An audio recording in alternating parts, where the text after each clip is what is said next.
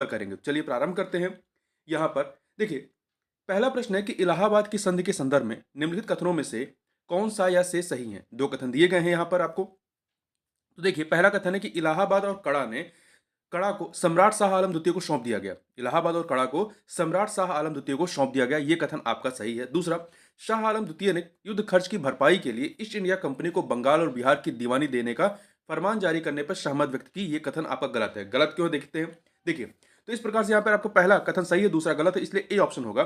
देखिए, इलाहाबाद की संधि के अनुसार नवाब सुजाउद्दौला ने इलाहाबाद और जो कड़ा है, कड़ा को सम्राट शाह आलम द्वितीय को सौंपने एवं कंपनी को युद्ध क्षतिपूर्ति के रूप में 50 लाख रुपए देने पर सहमत व्यक्त की।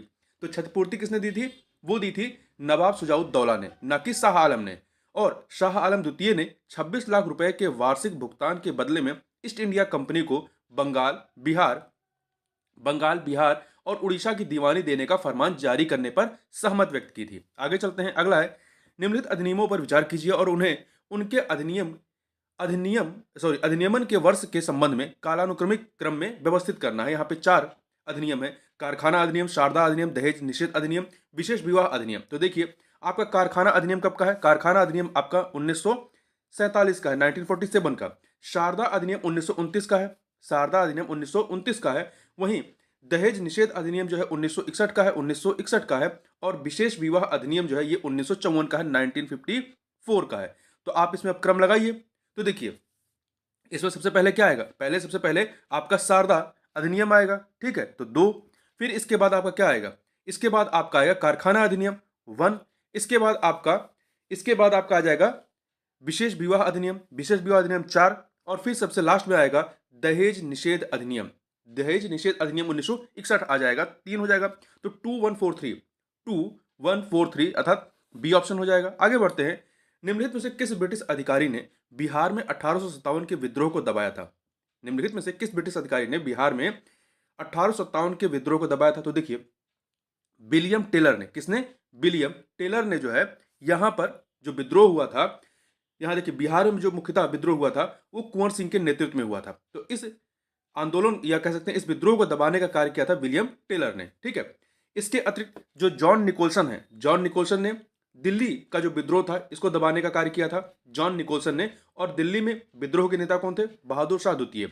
और वहीं जनरल ह्यूज रोज, इनका युद्ध जो होता है लक्ष्मीबाई और तत्या टोपे से होता है। और झांसी से जो ग्वालियर का स्थान था यहां पर विद्रोह होता है, यहां के विद्रोह को दबाने का कार्य जो है जनरल ह्यूज रोज ने किया था। और वहीं सर कॉलिन कैम्पबेल ये जो है बरेली में जो विद्रोह हुआ था उसको दबाने का कार्य जो है सर कॉलिन कैंपबेल ने किया था। और बरेली में जो विद्रोह के नेता थे वो कौन थे? खान बहादुर खान थे।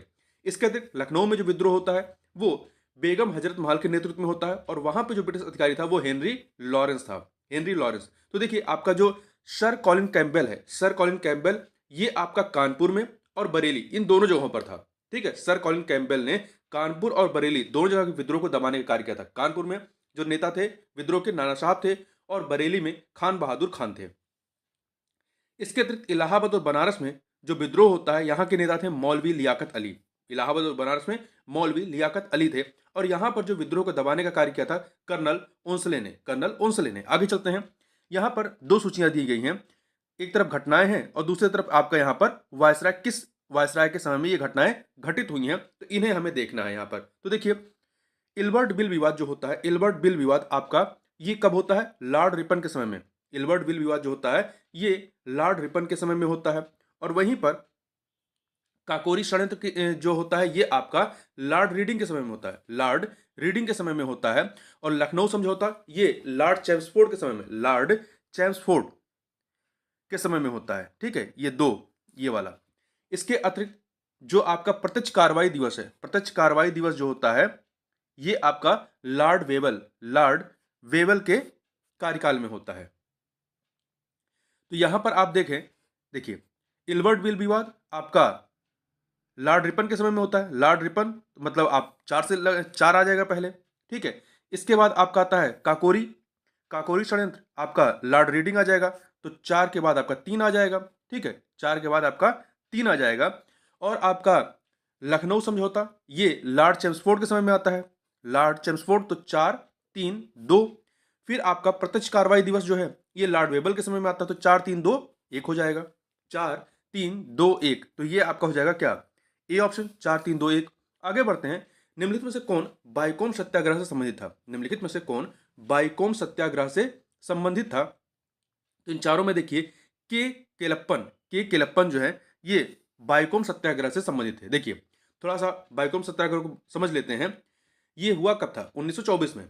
1924 में हुआ था। त्रावणकोर की रियासत में सामंती, सैन्यवादी और रीति रिवाजों से ग्रस्त सरकार की क्रूर व्यवस्था थी। त्रावणकोर में कुछ सबसे कठोर परिष्कृत और क्रूर सामाजिक मानदंड और रीति रिवाज यहाँ पर देखे जाते थे। कुल मिलाकर के ये जो आपका बाइकॉम सत्याग्रह था ये मंदिर प्रवेश से संबंधित था। देखिए 30 मार्च 1924 को सत्याग्रहियों ने न केवल मंदिर में प्रवेश पर, बल्कि मंदिरों के आसपास की सड़कों पर चलने पर भी यहाँ पर क्या था, प्रतिबंध सहित जो विभिन्न गैर सामाजिक मानदंड थे उनके खिलाफ आंदोलन शुरू किया। तो एक प्रकार से ये मंदिर प्रवेश का आंदोलन था 1924 का, ठीक है। और देखिए माधवन यहाँ पर जो है कांग्रेस के माधवन केपी केशव मेनन जो केरल प्रदेश कांग्रेस कमेटी के तत्कालीन सचिव थे, और कांग्रेस नेता एवं शिक्षाविद के केलप्पन जिन्हें केरल गांधी के नाम से भी जाना जाता है, को बाइकॉम सत्याग्रह आंदोलन का अग्रदूत माना जाता है।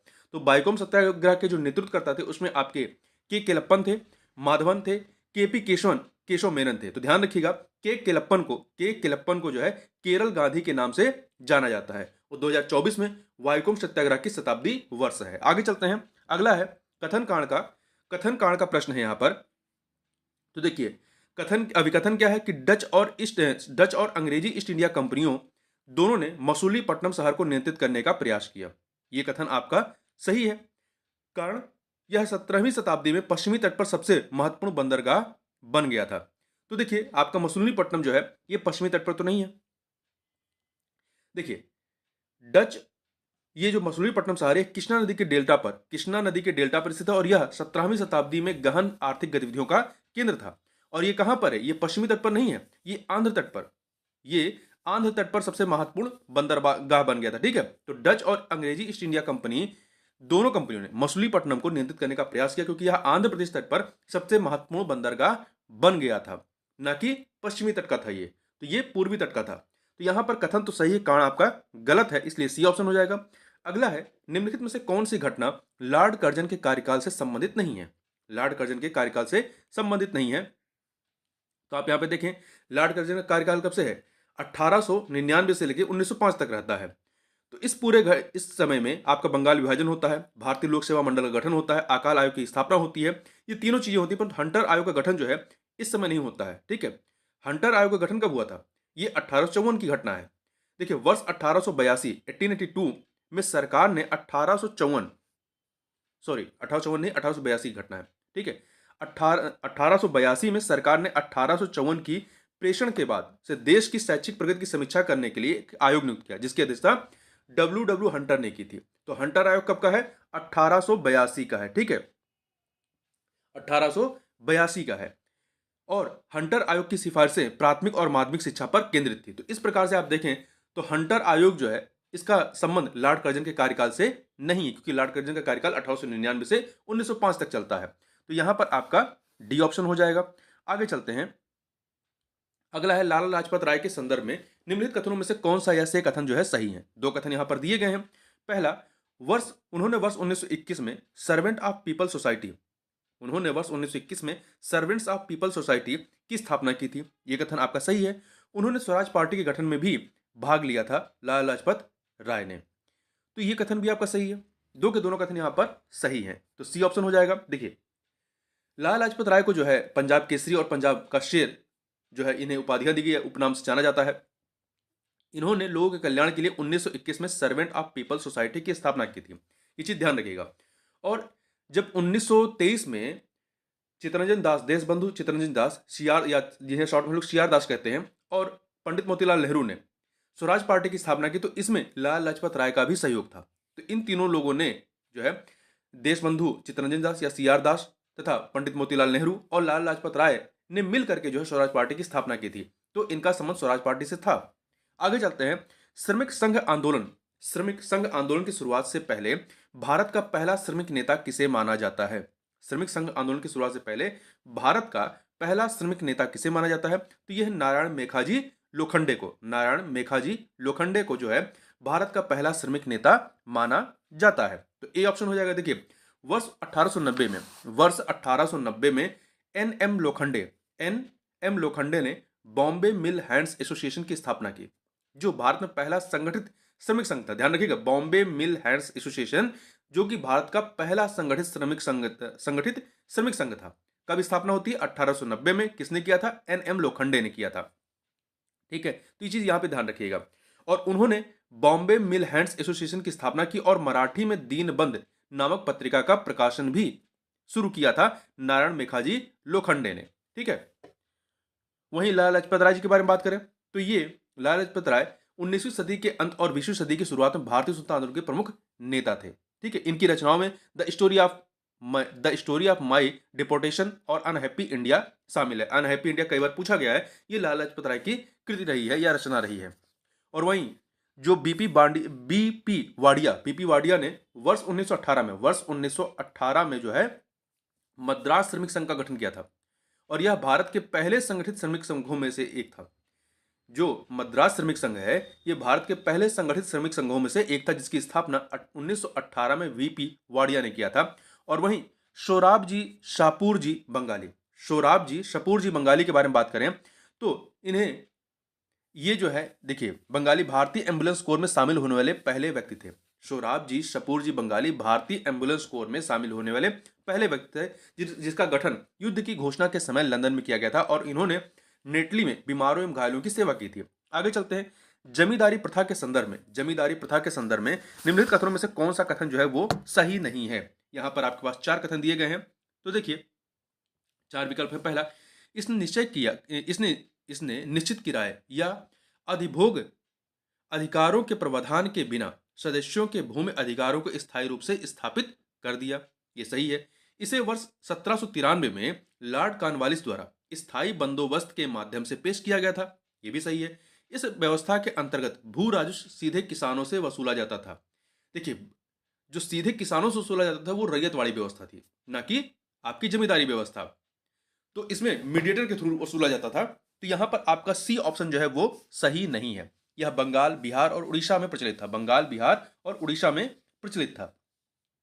देखिए, इसमें जमींदारों नामक बिचौलियों के माध्यम से किसानों से भू राजस्व एकत्र किया जाता था, और उन्हें, ये जो जमींदार थे, इन्हें भूमि के स्थायी मालिक के रूप में मान्यता दी गई थी। तो यह जो प्रथा थी, ये आपके बंगाल है, बिहार, उड़ीसा, उत्तर प्रदेश, आंध्र प्रदेश और मध्य प्रदेश। उत्तर प्रदेश में जो बनारस वाला इलाका है, यहां पर यह जमींदारी व्यवस्था थी। आगे चलते हैं। और उत्तर प्रदेश के अन्य इलाकों में माहलवाड़ी व्यवस्था थी। आगे चलते हैं। अखिल भारतीय मजदूर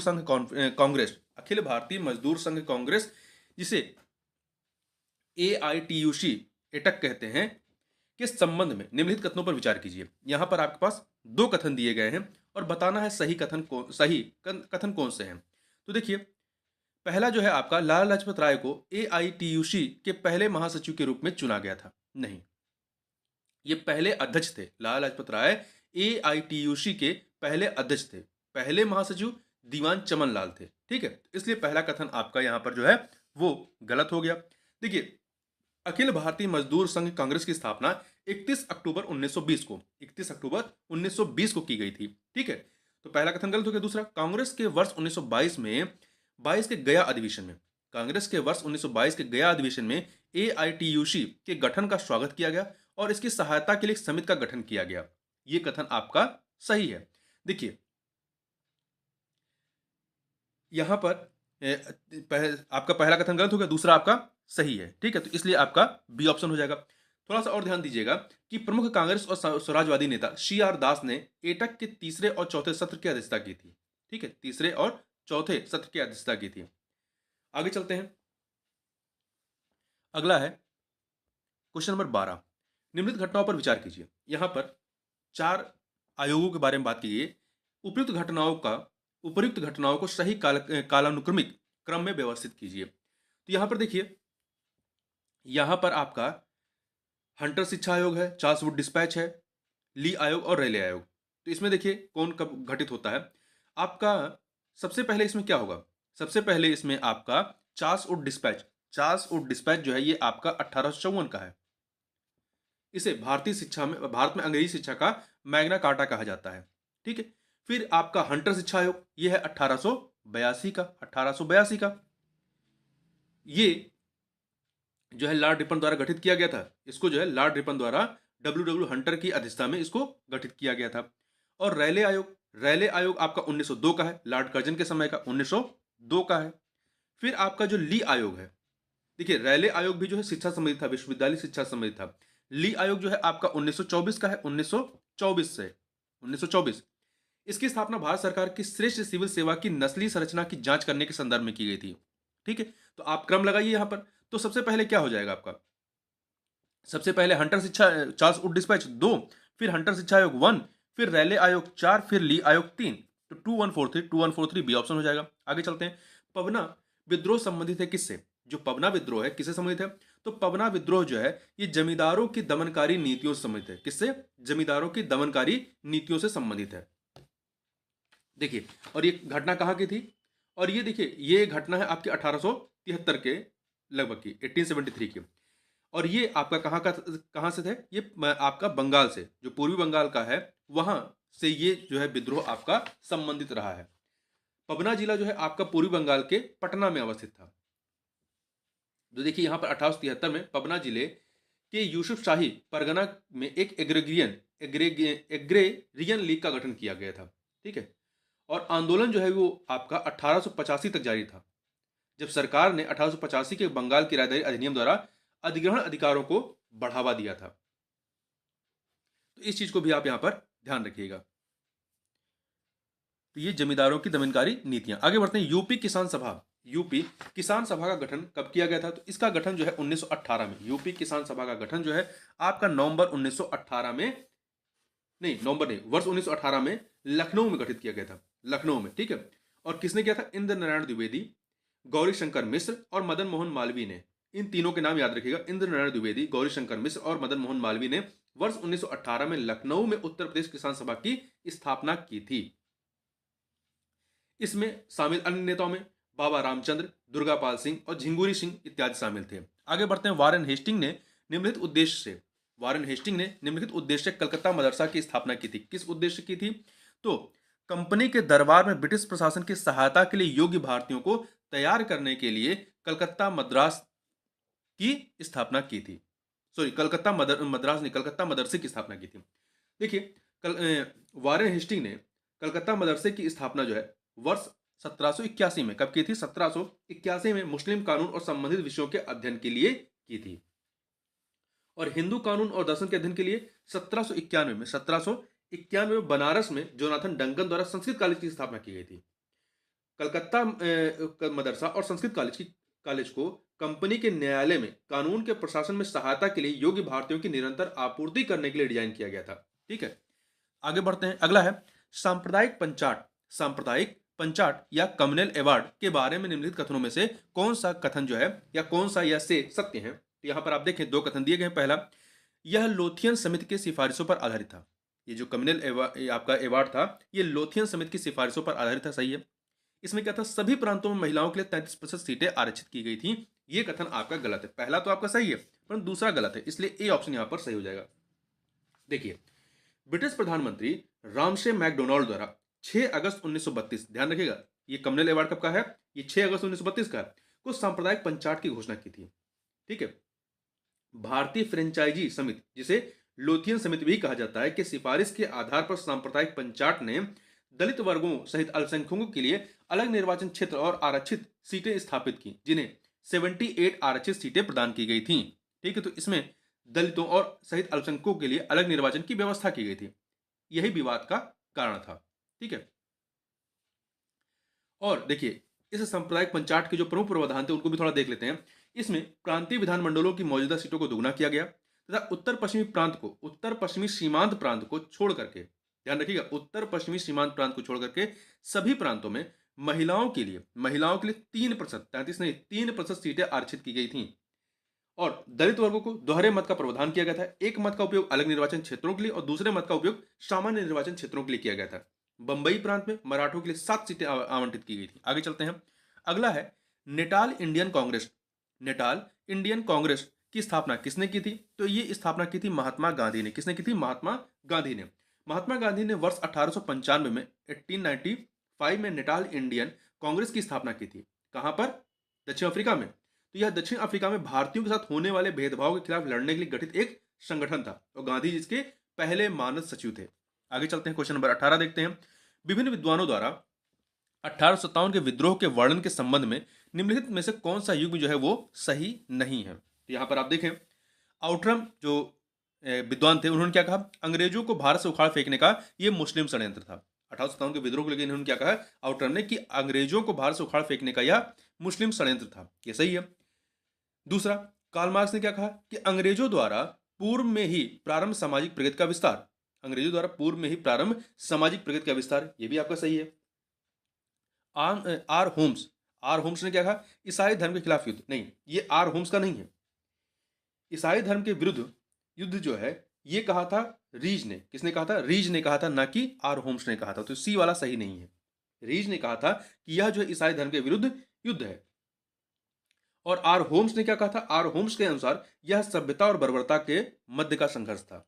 और बेंजामिन डिजायरली ने क्या कहा? राष्ट्रीय उत्थान, इसके संबंध में कहा था। आगे चलते हैं, निम्नलिखित कथनों पर विचार कीजिए। दो कथन दिए गए हैं और उपयुक्त कथनों में से कौन सा या से सही है ये हमें यहां पर बताना है। तो देखिए, पहला है कि British committee of the Indian national Congress, British committee of the Indian national Congress को की स्थापना वर्ष 1889 में ब्रिटेन में की गई थी।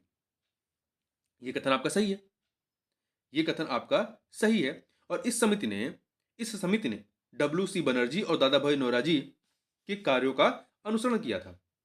तो ध्यान रखिएगा, British committee of the Indian Congress की स्थापना वर्ष 1889 में ब्रिटेन में की गई थी भारतीय राष्ट्रीय कांग्रेस के द्वारा। तो पहला कथन सही। दूसरा, इसका उद्देश्य ब्रिटेन में जनता को भारतीय मुद्दों के बारे में जागरूक करना था। यह कथन भी सही है। दो के दोनों कथन यहां पर सही है, इसलिए सी ऑप्शन हो जाएगा। आगे चलते हैं, अगला है भारतीय राष्ट्रीय कांग्रेस। भारतीय राष्ट्रीय कांग्रेस का निम्नलिखित में से किस संगठन के साथ विलय हो गया? भारतीय राष्ट्रीय कांग्रेस का निम्नलिखित में से किस संगठन के साथ विलय हुआ? तो भारतीय राष्ट्रीय संघ के साथ। किसके साथ? भारतीय राष्ट्रीय संघ के साथ इसका विलय हुआ था। देखिए, या इसे इंग्लिश में आप क्या कहते हैं? इंडियन नेशनल एसोसिएशन जो ये है, इसको जो है आगे चल करके भारतीय राष्ट्रीय कांग्रेस में मिला दिया गया था। देखिए, कांग्रेस के पूर्व संघों में इंडियन नेशनल एसोसिएशन या भारतीय राष्ट्रीय संघ सबसे महत्वपूर्ण था और इसका उद्देश्य वैध तरीके से लोगों की राजनीतिक बौद्धिक एवं भौतिक उन्नति को बढ़ावा देना था। देखिए, सुरेंद्र नाथ बनर्जी और आनंद मोहन बोस ने इस इंडियन नेशनल एसोसिएशन की स्थापना की थी। किसने की थी इंडियन नेशनल एसोसिएशन की स्थापना? सुरेंद्र नाथ बनर्जी और आनंद मोहन बोस ने। भारतीय राष्ट्रीय कांग्रेस और इंडियन नेशनल एसोसिएशन का वर्ष 1886 में कलकत्ता में जो कांग्रेस की दूसरी बैठक होती है उस दौरान विलय कर दिया गया था। आगे चलते हैं, निम्नलिखित घटनाओं पर विचार कीजिए। यहां पर 4 घटनाएं हैं और इन्हें हमें उपयुक्त घटनाओं को कालानुक्रमिक क्रम में व्यवस्थित करना है। तो बंगाल का विभाजन लागू होना, सूरत विभाजन, बंगाल विभाजन के विरुद्ध बहिष्कार प्रस्ताव, दादा भाई नौरोजी ने घोषणा की कांग्रेस का लक्ष्य स्वराज है। ये सारी घटनाओं को हमें देखना। देखिए, इसमें पहले कौन है? तो बंगाल विभाजन के विरुद्ध बहिष्कार प्रस्ताव पारित किया गया था। कब? अगस्त 1905 में। अगस्त 1905 में किया गया था, तो 3 पहले आ जाएगा। ठीक है। बंगाल का विभाजन प्रभावी कब होता है? बंगाल का विभाजन लागू कब होता है या प्रभावी कब होता है? अक्टूबर 1905 में। बहिष्कार प्रस्ताव आ गया था अगस्त 1905 में और विभाजन लागू कब होता है? अक्टूबर 1905 में। तो यहां पर 1 हो जाएगा। फिर आपका दादा भाई नौरोजी ने घोषणा की कांग्रेस का लक्ष्य स्वराज है। यह कब घोषित किया था? दिसंबर 1906 में। दिसंबर 1906 में। तो यहां पर आपका 4 हो जाएगा। फिर सूरत विभाजन होता है दिसंबर 1907 में। सूरत विभाजन 1907 में होता है, तो 2 हो जाएगा। तो 3142 अर्थात बी ऑप्शन हो जाएगा। आगे बढ़ते हैं, अगला है प्रार्थना समाज ने सामाजिक जागरूकता के लिए कौन सा समाचार पत्र शुरू किया था? तो देखिए, प्रार्थना समाज के द्वारा सामाजिक जागरूकता के लिए सुबोध पत्रिका, कौन सी पत्रिका? सुबोध पत्रिका का या प्रकाशन शुरू किया गया था। प्रार्थना समाज हिंदू धर्म के भीतर एक सुधार आंदोलन था। इसकी स्थापना प्रार्थना समाज की 1867 में 1867 में हुई थी और दादोबा पांडुरंग और आत्माराम पांडुरंग प्रार्थना समाज के संस्थापक थे। इसका मेन कार्यक्षेत्र जो था वो महाराष्ट्र था। ठीक है। तो यहां पर ये चीजें याद रखिएगा। और जो सुबोध पत्रिका थी, यह मराठी और अंग्रेजी भाषा में प्रकाशित हुआ था। वहीं बंगदूत की बात करें, ये बंगदूत, तो बंगदूत अखबार की स्थापना राजा राम मोहन राय और द्वारकानाथ टैगोर ने की थी। बंगदूत अखबार की स्थापना राजा राम मोहन राय और द्वारकानाथ टैगोर ने की थी। वहीं दिग्दर्शन की बात करें, दिग्दर्शन की शुरुआत बाला शास्त्री जाम्बेकर ने की थी, जिन्हें मराठी पत्रिका का जनक भी कहा जाता है, माना जाता है। मराठी पत्रकारिता का जनक किसे माना जाता है? बाल शास्त्री जाम्बेकर को, जिन्होंने दिग्दर्शन की शुरुआत की थी। और वहीं बंग दर्शन की बात करें, बंग दर्शन की शुरुआत बंकिम चंद्र चटर्जी ने की थी। बंग दर्शन की शुरुआत बंकिम चंद्र चटर्जी ने की थी। आगे चलते हैं, अगला है टीपू सुल्तान की मृत्यु के बाद। टीपू सुल्तान की मृत्यु के बाद मैसूर राज्य में क्या परिवर्तन हुआ था या थे? यहाँ पर तीन कथन दिए गए हैं, तीन बातें दी गई हैं, बताना है कौन से हुए थे। पहला, मैसूर का नया राजा कृष्णराज तृतीय को सौंप दिया गया। मैसूर को जो है, सॉरी, मैसूर का नया राज्य कृष्णराज तृतीय को सौंप दिया गया, जिन्होंने सहायक संधि स्वीकार कर ली थी। ये सही है। विलियम बेंटिक ने वर्ष 1831 में कुशासन के आधार पर मैसूर पर अधिकार कर लिया। ये भी सही है। लॉर्ड रिपन ने वर्ष 1881 में राज्य को उसके शासक को बहाल कर दिया। ये भी सही है। यहाँ पर तीनों घटनाएं जो है वो आपकी सही हैं। ठीक है, तो इस प्रकार से आपका 1 2 3 तीन के तीनों सही हैं, डी ऑप्शन हो जाएगा। इल्बर्ट विल के बारे में निम्नलिखित में से कौन सा सही है? चार कथन यहाँ पे, चार विकल्प दिए गए हैं। तो देखिए, पहला, इसमें प्रस्तावित किया गया कि भारतीय मजिस्ट्रेट यूरोपीय लोगों पर आपराधिक मामलों में मुकदमा चलाएंगे। ये कथन आपका सही है, पहला वाला आपका सही है। दूसरा, इसने भारतीयों को यूरोपीय लोगों के खिलाफ दीवानी और आपराधिक मामले दायर करने की अनुमति दी। ये आपका सही नहीं है। ठीक है, ये सही नहीं है। और सी वाला, इसने भारतीय सिविल सेवक अधिकारियों को यूरोपीय लोगों को जेल की सजा देने को अधिकृत किया। ये भी सही नहीं है। या भारतीय राष्ट्रवादियों के समर्थन में लिटन के नेतृत्व में एक आंदोलन था। ये भी सही नहीं, क्योंकि पहला सही है कि इसमें प्रस्तावित किया गया कि भारतीय मजिस्ट्रेट यूरोपीय लोगों पर आपराधिक मामलों में मुकदमा चलाएंगे। ठीक है, ये लॉर्ड रिपन के समय का है। तो यह विधेयक लॉर्ड रिपन ने भारतीय दंड संहिता से नस्ली पूर्वाग्रह को दूर करने के लिए पेश किया था। तत्कालीन प्रचलित कानूनों के अनुसार किसी यूरोपीय पर केवल यूरोपीय न्यायाधीश या मजिस्ट्रेट द्वारा ही मुकदमा चलाया जा सकता था। यूरोपीय लोगों ने सीपी इल्बर्ट द्वारा पेश किए गए इल्बर्ट बिल का कड़ा विरोध किया था। ठीक है, जिसने इस तरह की भेदभाव पूर्ण प्रथा को समाप्त करने की मांग की थी। ठीक है, बाद में ये बिल क्या होता है, वापस ले लिया जाता है। ये बिल वापस ले लिया गया, परंतु बाद में इसे पुनः प्रस्तुत किया गया, कब? जिसे 1884 में 1884 में जो है अधिनियमित किया गया था। आगे चलते हैं, निम्नलिखित युगों पर विचार कीजिए। संधि और संबंधित देश, तो बताना है उपयुक्त युग्मों से कौन सा या से सही है। तो देखिए यहाँ पर पेरिस की संधि जो होती है, ये अमेरिका, देखिए, पेरिस की संधि पर 3 सितंबर 1783 को 1783 को अमेरिका और ब्रिटिश प्रतिनिधियों द्वारा हस्ताक्षर किए गए थे, जिससे अमेरिकी क्रांति का युद्ध समाप्त हो गया था। तो ये आपका सही है। गंडमक की संधि, गंडमक की, देखिए, एंग्लो अफगान युद्ध के दौरान अफगान युद्ध के दौरान वर्ष 1879 की गंडमक संधि पर हस्ताक्षर किए गए, जिसने खैबर जनजातियों को ब्रिटिश नियंत्रण में ला दिया। ये भी सही है आपका। शंगोलिक संधि वर्मा से नहीं, देखिए, शंगोली संधि वर्ष 1815 में 1815 में नेपाल और ईस्ट इंडिया कंपनी के बीच हस्ताक्षर किए गए थे और 4 मार्च 1816 को इसकी पुष्टि की गई थी। तो संगोली का संबंध जो है, संगोली की संधि का संबंध नेपाल से है, ना कि वर्मा से। तो तीसरा गलत है। यांडबू की संधि, ये नेपाल से नहीं है, ये वर्मा से है। प्रथम आंग्ल वर्मी युद्ध की समाप्ति के साथ वर्ष 1826 की यांडबू की संधि पर हस्ताक्षर किए गए थे। तो यांडबू की संधि जो है आपका वर्मा से है और संगोली की संधि आपकी नेपाल से है। तो पहला दूसरा सही है, तीसरा चौथा गलत है, तो ए ऑप्शन हो जाएगा। आगे चलते हैं, अगला है क्वेश्चन नंबर 26।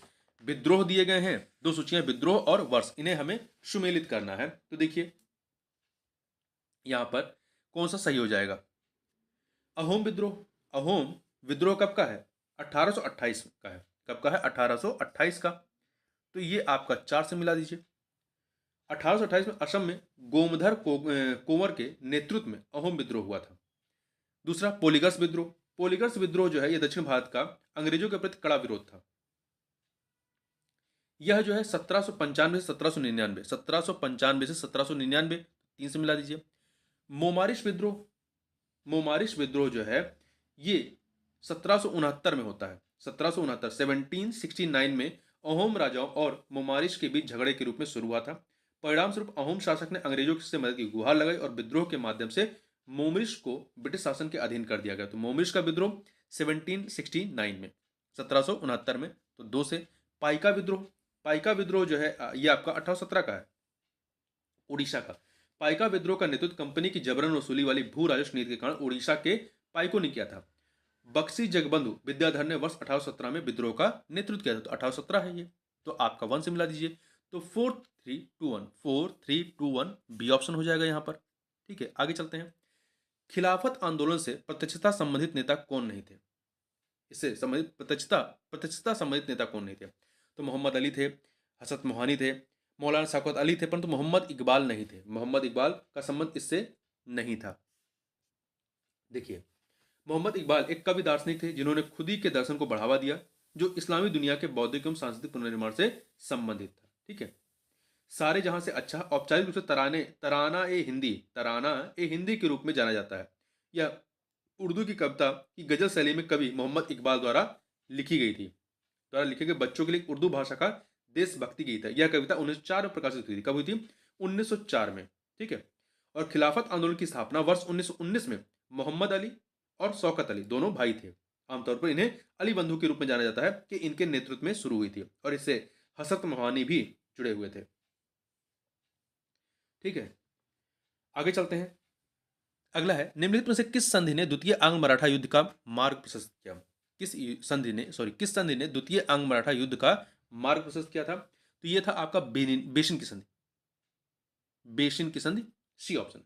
देखिए, प्रथम आंग्ल मराठा युद्ध से पहले, प्रथम आंग्ल मराठा युद्ध से पहले पेशवा बनने के लिए उनकी मदद प्राप्त करने के लिए रघुनाथ राव और अंग्रेजों के बीच सूरत की संधि होती है 1775 में। सूरत की संधि होती है। ठीक है, फिर ये आपका ये जो दूसरी होती है आपके ये बेशिन की संधि, ये कब होती है? बाजीराव द्वितीय और अंग्रेजों के बीच बेशिन की संधि 1802 पर हस्ताक्षर किए गए, जिसने द्वितीय आंग्ल मराठा युद्ध का आधार बनाया था। जबकि जो तीसरा आंग्ल मराठा युद्ध होता है के बाद पेशवा और अंग्रेजों के बीच पूना की संधि होती है 1817 में। तो पहली संधि होती है सूरत की संधि 1775 में। दूसरी होती है, कब होती है? बेसिन की संधि, बेसिन की संधि होती है। ठीक है, और आपका तीसरा जो होता है 1817 में पुणे की संधि होती है। आगे चलते हैं। निम्नलिखित में से किसने प्राउड रिजर्व की नीति लागू की थी? प्राउड रिजर्व की नीति लॉर्ड लिटन के द्वारा, किसने? लॉर्ड लिटन ने इसको लागू की थी। देखिए, लिटन वर्ष 1876 में 1876 में भारत के वायसराय बने। उन्होंने प्राउड रिजर्व की नीति शुरू की, जिसका उद्देश्य वैज्ञानिक सीमाएं निर्धारित करना था, जिसका उद्देश्य वैज्ञानिक सीमाएं निर्धारित करना और प्रभाव के क्षेत्रों की सुरक्षा करना था।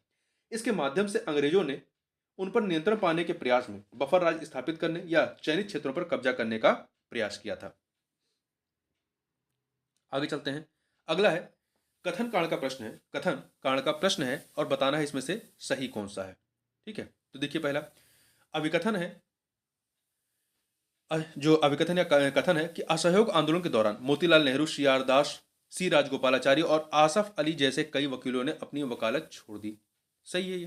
कारण, इस आंदोलन की विदेशी मानद और सरकारी उपाधियों का बहिष्कार एक महत्वपूर्ण विशेषता थी। ये कथन क्योंकि, तो ये कथन और कारण दोनों सही है और व्याख्या भी हो रहा है। यहां पर आपका बी ऑप्शन जो है वो सही हो जाएगा। ठीक है, बी ऑप्शन यहां पर सही हो जाएगा।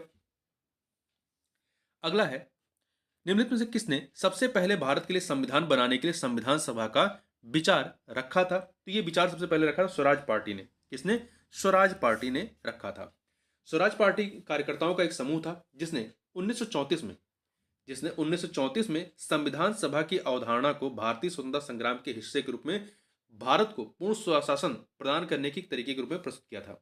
देखिए, वर्ष 1936 में कांग्रेस पार्टी ने अपने वर्ष 1935 के अधिवेशन में स्वराज पार्टी द्वारा प्रस्तावित विचार का समर्थन किया था। तो इसे ध्यान रखिएगा। जबकि मुस्लिम लीग जो है, मुस्लिम लीग की बात करें तो मुस्लिम लीग का लक्ष्य हिंदू और मुसलमानों के लिए अलग अलग राष्ट्र बनाने की अवधारणा पर था, न कि संविधान सभा के गठन पर। और वहीं सर्वदलीय सम्मेलन की बात करें तो सर्वदलीय सम्मेलन संविधान सभा के विचार पर 2 वर्षों की चर्चा के बाद ही अंततः वर्ष 1946 में इसका समर्थन किया था। तो सबसे पहले किसने किया था? स्वराज पार्टी ने। आगे बढ़ते हैं। बोस ने मार्च 1940 में रामगढ़ में एक समझौता विरोधी सम्मेलन बुलाया, जो एक संयुक्त प्रयास था किसका? ये संयुक्त प्रयास था आपका फॉरवर्ड ब्लॉक और किसान सभा का। फॉरवर्ड ब्लॉक और किसान सभा का था, ठीक है। तो 1 और 2 देखिए, सुभाष चंद्र बोस ने रामगढ़ में एक समझौता विरोधी सम्मेलन बुलाया जो फॉरवर्ड ब्लॉक और किसान सभा का संयुक्त प्रयास था। इस सम्मेलन में यह निर्णय लिया गया कि 6 अप्रैल को एक विश्वव्यापी आंदोलन शुरू किया जाएगा, जिसमें लोगों से आह्वान किया जाएगा कि वे साम्राज्यवादी युद्ध में किसी भी प्रकार के संसाधन जैसे पुरुष, धन या सामग्री से मदद न करें। तो इस चीज को यहां पर याद रखिए। बोस जो है हिटलर से छद्म नाम ऑरलैंडो मजाटो के रूप में मिले थे। किस रूप में? ऑरलैंडो मजाटो के रूप में। आगे चलते हैं। अगला है, निम्नलिखित युगों पर विचार कीजिए कि समाचार पत्र पत्रिका और उसके संस्थापक या संपादक कि इसमें से कौन सा जो है कौन सा सही सुमेलित नहीं है। यहां पर देखिए, हिंदू पेट्रियट के संस्थापक या संपादक कौन थे? गिरीशचंद्र घोष। हिंदू पेट्रियट या हिंदी में क्या कहेंगे? हिंदू देशभक्त। तो सही है। बंग दर्शन, बंग दर्शन जो है ये आपका बंकिम चटर्जी का है, बंकिम चंद्र चटर्जी, ना कि दयाल सिंह मजीठिया का। यहाँ पर बी वाला सही नहीं है।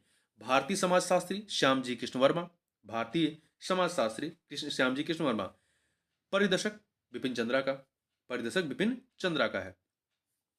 इसी प्रकार से राष्ट्रगोप्तार दादा भाई नौरोजी का है, संवाद कौमुदी राजा राम मोहन राय का है, Bengal Gazette James August Hicky का है, भारत राजपत्र हेनरी लुई बिबियन डेरोजियो का है। तो यहां पर आपका बी वाला सही नहीं है। आगे चलते हैं, क्वेश्चन नंबर 34 देखते हैं। 34 कथन कांड का प्रश्न है। कथन कांड का प्रश्न है यहाँ पर। तो देखिए, कथन क्या दिया गया है? अभिकथन गांधी जी ने भारतीय लोगों से 6 अप्रैल 1919 को रोलेट एक्ट के विरोध में हिंसा दिवस के रूप में मनाने का आह्वान किया। गांधी जी ने भारतीय लोगों से 6 अप्रैल 1919 को रोलेट एक्ट के विरोध में हिंसा दिवस के रूप में मनाने का आह्वान किया था। यह कथन आपका सही है। कारण क्योंकि इस एक्ट ने अभिव्यक्ति की स्वतंत्रता जैसे मौलिक अधिकारों पर अंकुश लगाया और पुलिस शक्तियों को मजबूत किया था। यह कथन कारण दोनों सही है और व्याख्या भी हो रही है, इसलिए बी ऑप्शन हो जाएगा। आगे चलते हैं। निम्नलिखित में से कौन सितंबर 1928 में निम्नलिखित में से कौन सितंबर 1928 में स्थापित हिंदुस्तान सोशलिस्ट रिपब्लिकन आर्मी के संस्थापक सदस्य थे? 1928 में स्थापित हिंदुस्तान सोशलिस्ट रिपब्लिकन आर्मी के संस्थापक सदस्य कौन थे? यहाँ पे 4 लोगों का नाम दिया गया है, 4 लोगों का। तो इसमें भगत सिंह, जोगेश चंद्र चटर्जी, भगत सिंह और जोगेश चंद्र चटर्जी इसमें संस्थापक सदस्यों में शामिल थे। तो 1 और 2। तो देखिए, हिंदुस्तान सोशलिस्ट रिपब्लिकन एसोसिएशन की स्थापना वर्ष 1928 में नई दिल्ली की फिरोज शाह कोटला में चंद्रशेखर आजाद, अशफाक उल्ला खान, भगत सिंह, सुखदेव थापर, जोगेश चंद्र चटर्जी के द्वारा किया गया था। यहां पर ध्यान रखिएगा। और बिहार के क्रांतिकारी फणींद्रनाथ घोष, बिहार के क्रांतिकारी फणींद्रनाथ घोष सितंबर 1928 में हिंदुस्तान सोशलिस्ट रिपब्लिकन आर्मी की बैठक में शामिल हुए थे, परंतु ये संस्थापक सदस्यों में शामिल नहीं थे। आगे चलते हैं। फॉरवर्ड ब्लॉक के संबंध में निम्नलिखित कथनों पर विचार कीजिए। यहां पर आपके पास 2 कथन दिए गए हैं और बताना है सत्य कथन कौन से हैं, कौन सा या से सही है। पहला, इसकी स्थापना सुभाष चंद्र बोस द्वारा कांग्रेस के भीतर एक नई पार्टी के रूप में की गई थी, ठीक है, 1939 में 1939 में की गई थी। ये सही है पहला। दूसरा, इसके निर्माण के परिणामस्वरूप सुभाष चंद्र बोस को 3 वर्ष के लिए कांग्रेस में कोई भी पद धारण करने से प्रतिबंधित कर दिया गया था। ये कथन भी सही है। ये कथन भी सही है। 2 के दोनों कथन यहाँ पे क्या है? सही है। तो यहाँ पर सी ऑप्शन हो जाएगा 1 और 2। आगे बढ़ते हैं। 37 नंबर क्वेश्चन देखते हैं। निम्नलिखित कथनों में से कौन सा वर्ष 1937 के प्रांतीय चुनावों के संदर्भ में सही है? कौन सा कथन? तो यहाँ पर 4 चीजें दी गई, 4 विकल्प। तो देखिए, साइमन कमीशन के आदेशानुसार ब्रिटिश भारत में वर्ष 1937 में प्रांतीय चुनाव आयोजित किए गए थे। ये कथन आपका सही नहीं है, क्योंकि ये साइमन कमीशन के आदेशानुसार नहीं थे। ब्रिटिश अधीन भारत में वर्ष 1937 के प्रांतीय चुनाव का आयोजन भारत सरकार अधिनियम 1935 के आदेशानुसार किया गया था, तो इसलिए आपका पहला कथन गलत है। दूसरा, यह चुनाव सीमित वयस्क मताधिकार पर आधारित था। यह कथन जो है आपका सही है, यह चुनाव सीमित वयस्क मताधिकार पर आधारित था। बी ऑप्शन सही है, ठीक है। तीसरा, आपका कांग्रेस ने चुनावी घोषणा पत्र के माध्यम से भारत सरकार अधिनियम 1935 की पूर्ण स्वीकृति की पुष्टि की थी। नहीं, कांग्रेस ने चुनावी घोषणा पत्र के माध्यम से भारत सरकार अधिनियम 1935 की पूर्ण अस्वीकृति की थी। पूर्ण अस्वीकृति की पुष्टि की थी, ना कि स्वीकृति की। तो यहाँ पर ये गलत है, तो बी ऑप्शन हो जाएगा। आगे बढ़ते हैं। Indian national liberal association, Indian national liberal association की स्थापना किसने की थी? तो इसकी स्थापना जो है सुरेंद्र नाथ बनर्जी ने, किसने की थी? सुरेंद्र नाथ बनर्जी ने की थी। देखिए यहाँ पर, यह देखिए, कांग्रेस में फूट पड़ने के फलस्वरूप उदारवादी नेताओं ने वर्ष 1919 में इंडियन नेशनल लिबरल फेडरेशन का गठन किया। इसकी स्थापना सुरेंद्र नाथ बनर्जी ने की थी। इसके जो प्रमुख नेता थे तेज बहादुर शप्रू, श्रीनिवास शास्त्री और एम आर जयकर थे। तो ध्यान रखिएगा, आपका इंडियन नेशनल लिबरल एसोसिएशन की स्थापना 1919 में की गई थी सुरेंद्र नाथ बनर्जी के द्वारा। आगे बढ़ते हैं। निम्नलिखित में से किसने किसने भारत महिला परिषद की स्थापना की थी? निम्नलिखित में से किसने भारत महिला परिषद की स्थापना की थी? तो ये स्थापना की थी रमाबाई रनाडे ने। रमाबाई रनाडे ने जो है वर्ष 1904 में बंबई में राष्ट्रीय सामाजिक सम्मेलन के अंतर्गत लेडीज सोशल कॉन्फ्रेंस या भारत महिला परिषद की स्थापना की थी। तो ध्यान रखिएगा, रमाबाई रनाडे ने 1904 में।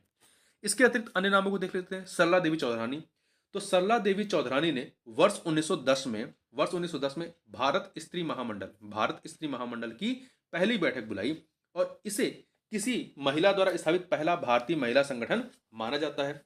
वहीं पंडिता रमाबाई सरस्वती, देखिए दो नाम कंफ्यूज मत होइएगा, एक रमाबाई रनाडे हैं और दूसरी पंडिता रमाबाई सरस्वती हैं, ठीक है। तो पंडिता रमाबाई सरस्वती ने महिलाओं के कल्याण के लिए आर्य महिला समाज की स्थापना की थी। और वहीं डी ऑप्शन, कार्नेलिया सरबजी के बारे में बात करें तो कार्नेलिया सरबजी राष्ट्रीय महिला परिषद, जो कि 1925 में होता है, राष्ट्रीय महिला परिषद की कार्यकारी समिति में एक महत्वपूर्ण पद धारण करने वाली भारत की पहली महिला बैरिस्टर थी, ठीक है। आगे चलते हैं। निम्नलिखित में से किसने मासिक पत्रिका बितल विध्वंसक शुरुआत की थी? इस पत्रिका की शुरुआत किसने की थी? गोपाल बाबा वालंकर ने बितल विध्वंसक मासिक पत्रिका की शुरुआत की थी। इन्हें जो है गोपाल कृष्ण के नाम से भी जाना जाता है। देखिए, गोपाल बाबा वालंकर को निम्न जातियों के जागरण के आंदोलन में अग्रणी माना जाता है। उन्होंने रायगढ़ जिले में जातिगत भेदभाव के उन्मूलन की दिशा में कार्य किया तथा वाइटल विध्वंसक अर्थात ब्राह्मणवादी व्यवस्था को नष्ट करने वाला नामक मासिक पत्रिका की शुरुआत करने वाले वे पहले दलित थे, गोपाल बाबा वालंकर, ठीक है। वहीं बी आर अम्बेडकर की बात करें तो बी आर अम्बेडकर ने समाज में व्याप्त जातिगत भेदभाव के विरोध में वर्ष 1920 में पाक्षिक समाचार पत्र, मतलब 15 दिन पर निकलने वाला मूक नायक की शुरुआत की थी। और उन्होंने दलित वर्गों के अधिकारों की रक्षा के लिए वर्ष 1927 में बहिष्कृत भारत की भी शुरुआत की थी। 1920 में मूक नायक और 1927 में बहिष्कृत भारत की शुरुआत करते हैं। देखिए, ईबी रामास्वामी नायकर ने 1920 के दशक में ब्राह्मणों के विरोध में स्वाभिमान आंदोलन का नेतृत्व किया था। वहीं बाल शास्त्री जाम्बेकर, जिन्हें मराठी पत्रकारिता का जनक माना जाता है, देखिए ये बंबई में पत्रकारिता के माध्यम से समाज सुधार का अग्रदूत इन्हें माना जाता है। इन्होंने ब्राह्मणवादी रूढ़िवादिता पर प्रहार किया तथा लोकप्रिय हिंदू धर्म में वांछित सुधार करने का प्रयास किया। इन्होंने वर्ष 1832 में दर्पण समाचार पत्र शुरू किया था और इन्हें मराठी पत्रकारिता का जनक भी माना जाता है। आगे चलते हैं। सर सैयद अहमद खान के संबंध में निम्नलिखित कथनों में से कौन सा या से सही है? यहां पर दो कथन दिए गए। पहला, वह वर्ष 1878 में इंपीरियल लेजिस्लेटिव काउंसिल के सदस्य बने 1878 में, और उनकी निष्ठा को देखते हुए अंग्रेजों ने उन्हें नाइटहुड की उपाधि से सम्मानित किया था। यह कथन सही है। उन्होंने पर्दा, बहुविवाह और पीर था मुरादी प्रथा का समर्थन किया। ये कथन गलत है। वह पर्दा और पर्दा और बहुविवाह प्रथा के विरोधी थे, का विरोध किया तथा तलाक की प्रक्रिया को सरल बनाने की वकालत की तथा पीरी और मुरीदी की व्यवस्था की निंदा करते हुए बेहतर शिक्षा व्यवस्था के माध्यम से महिलाओं की स्थिति में सुधार लाने के लिए संघर्ष किया था इन्होंने, ठीक है। तो यहां पर पहला सही है, दूसरा गलत है। देखिए, ये एक संभ्रांत मुस्लिम परिवार में जन्मे सैयद अहमद खान ब्रिटिश सरकार की न्यायिक सेवा में एक निष्ठावान सदस्य थे और 1876 में सेवानिवृत्त के बाद 1878 में वे इंपीरियल लेजिस्लेटिव काउंसिल के सदस्य बने थे। आगे चलते हैं, क्वेश्चन नंबर 42 देखते हैं। देवबंद आंदोलन या देवबंद पंथ के संदर्भ में निम्नलिखित में से कौन सा या से कथन जो है सही है? दो कथन यहां पर दिए गए हैं। पहला, इसकी शुरुआत मोहम्मद कासिम नानुतवी और रशीद अहमद गंगोही ने की थी। इसकी शुरुआत मोहम्मद कासिम नानोतवी और रशीद अहमद गंगोही ने की थी। यह कथन सही है आपका। दूसरा, देवबंद पंथ ने देवबंद आंदोलन या देवबंद पंथ ने भारतीय राष्ट्रीय कांग्रेस के गठन का स्वागत किया था। यह कथन भी आपका सही है। दो के दोनों कथन यहां पर सही है। देखिए,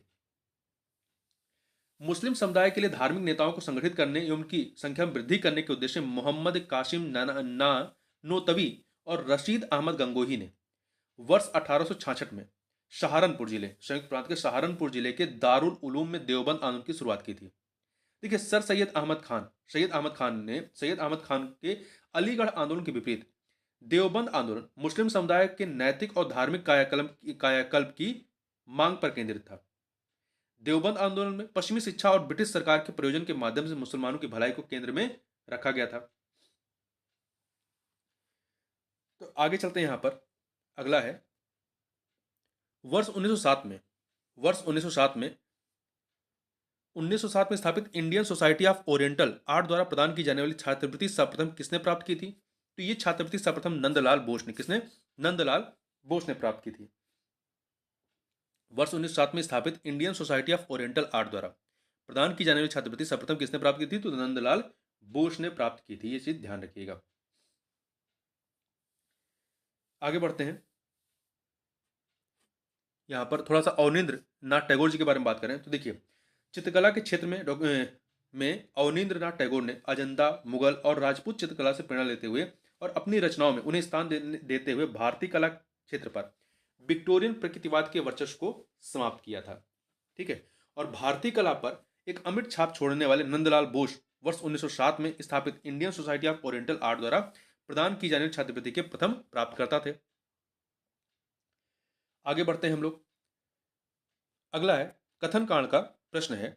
कथन कांड का यहां पर अभिकथन या कथन दिया गया कि भारतीय राष्ट्रीय कांग्रेस के नरमपंथी यह समझने में विफल रहे कि अंग्रेजों द्वारा विधान परिषद में किए गए सुधारों का उद्देश्य नरमपंथियों को पुरस्कृत करने के बजाय गर्मपंथियों को अलग थलग करना था। यह सही है। कारण चरमपंथी इस बात से अनभिज्ञ थे कि नरमपंथी आधिकारिक दमन के विरुद्ध उनकी रक्षा की प्राथमिक पंक्ति के रूप में कार्य कर सकते हैं।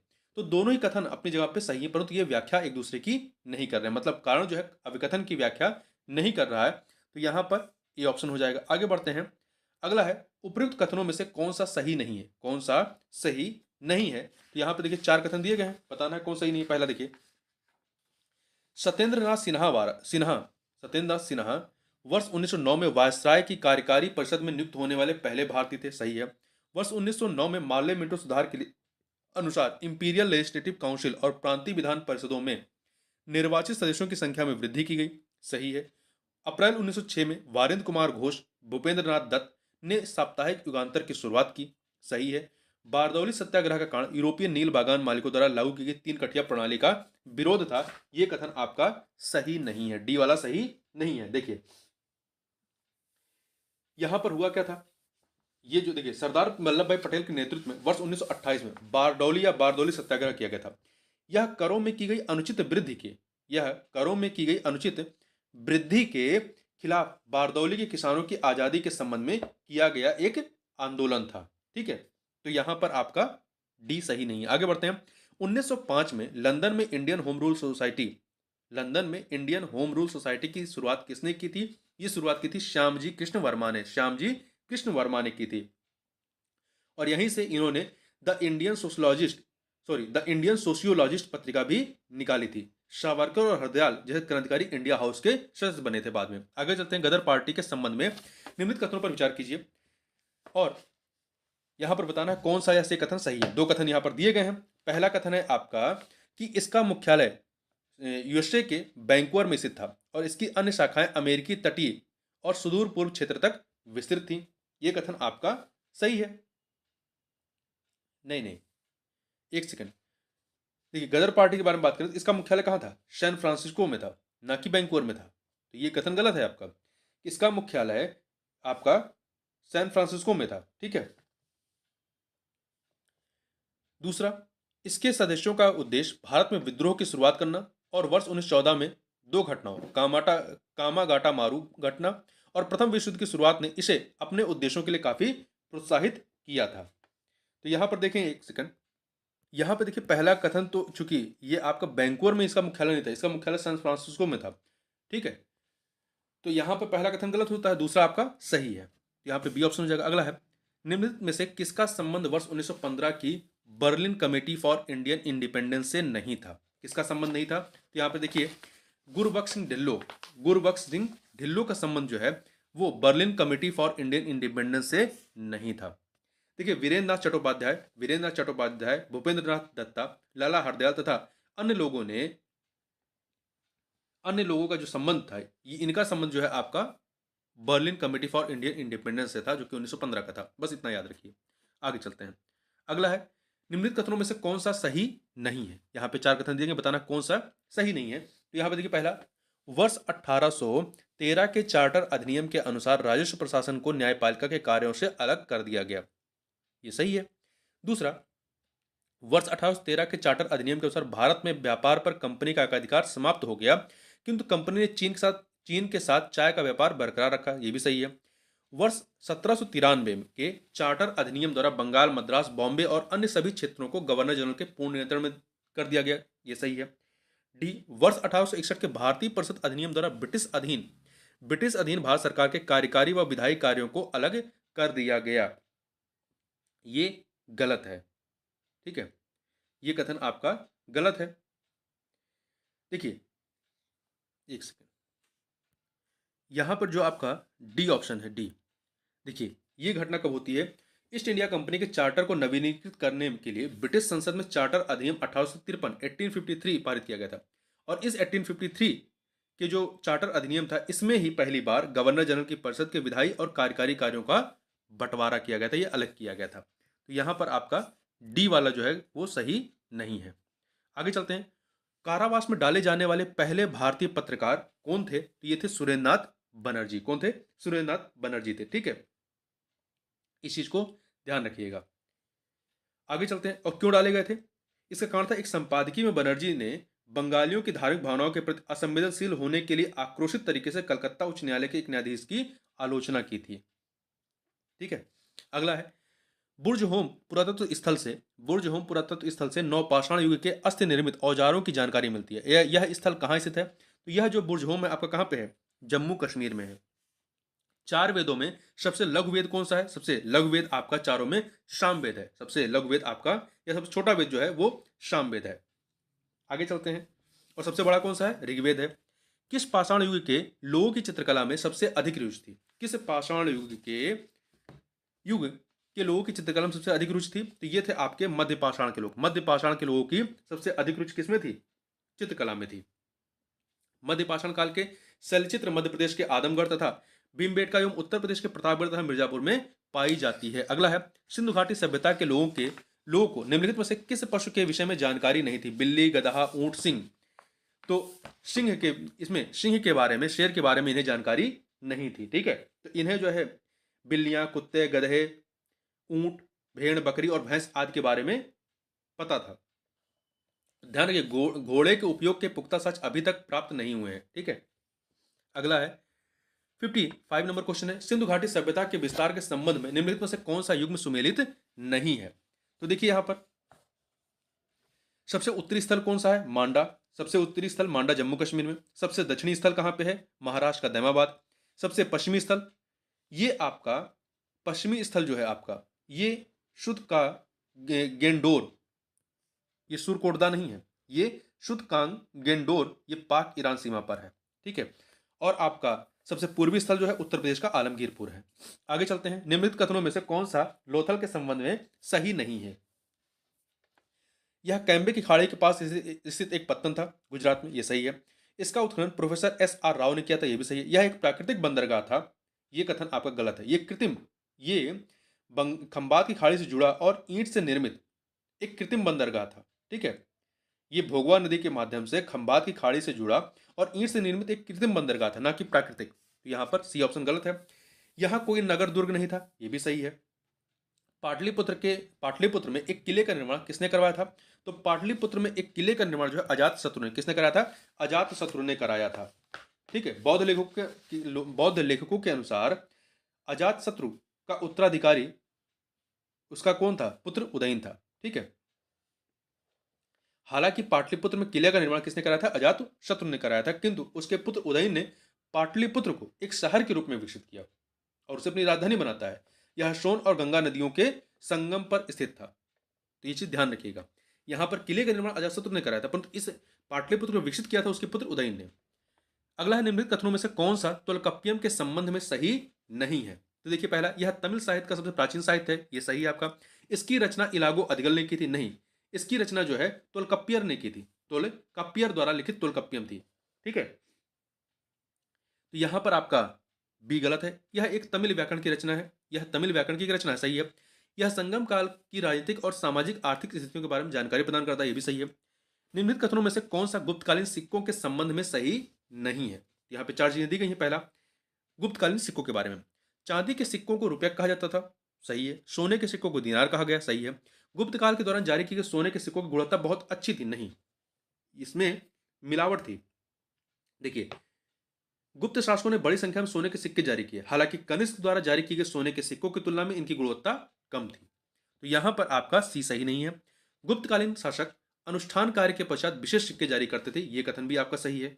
ठीक है, अगला है, गुप्तकालीन प्रशासन में महादंडनायक किसे कहा जाता था? गुप्तकालीन प्रशासन में महादंडनायक जो है ये न्यायाधीश था, चीफ जस्टिस या मुख्य न्यायाधीश। ठीक है, और प्रमुख कमांडर या सेनापति वो महाबलाधिकृत कहलाता था। और पुलिस विभाग का जो सर्वोच्च अधिकारी होता था वो दंडपाशिक होता था। और युद्धोत्तर जो सुलह करता होता था, मतलब संधियों के संबंध में के विषय में जो निर्णय लेता था वो संधि विग्रहक था। ठीक है, आगे चलते हैं। निम्नलिखित शासकों में से नागानंद नाटक का लेखक कौन था? तो नागानंद नाटक का लेखक कौन था? यह था हर्षवर्धन ने लिखा था। देखिए, हर्षवर्धन ने 3 नाटक लिखे थे, रत्नावली, प्रियदर्शिका और नागानंद। तो ध्यान रखिएगा। आगे चलते हैं। निम्नलिखित कथनों में से कौन सा अमोघ वर्ष प्रथम के संबंध में सही नहीं है? अमोघ वर्ष प्रथम के संबंध में, यहां पर देखिए, वह राष्ट्रकूट राजवंश संबंधी था। अमोघ वर्ष प्रथम जो है यह राष्ट्रकूट राजवंश संबंधी था, सही है। यह शैव मत का अनुयायी था, यह गलत है। यह जैन धर्म का अनुयायी था। ये अमोघ वर्ष प्रथम जो है ये जैन धर्म का अनुयायी था, यहां पर भी गलत है। उनकी प्रसिद्ध कृति कन्नड़ भाषा में रचित कवि राजमार्ग है, सही है। उन्होंने मालखेड़ नगर में राष्ट्रकूट राजधानी का निर्माण कराया था, सही है। तंजौर में बृहदेश्वर मंदिर का निर्माण किसने कराया था? तो राजराज प्रथम ने कराया था। और राजराज प्रथम ही जो है राजेंद्र प्रथम के पिता थे। आगे चलते हैं। ऋग्वैदिक आर्य किसके द्वारा शासित है?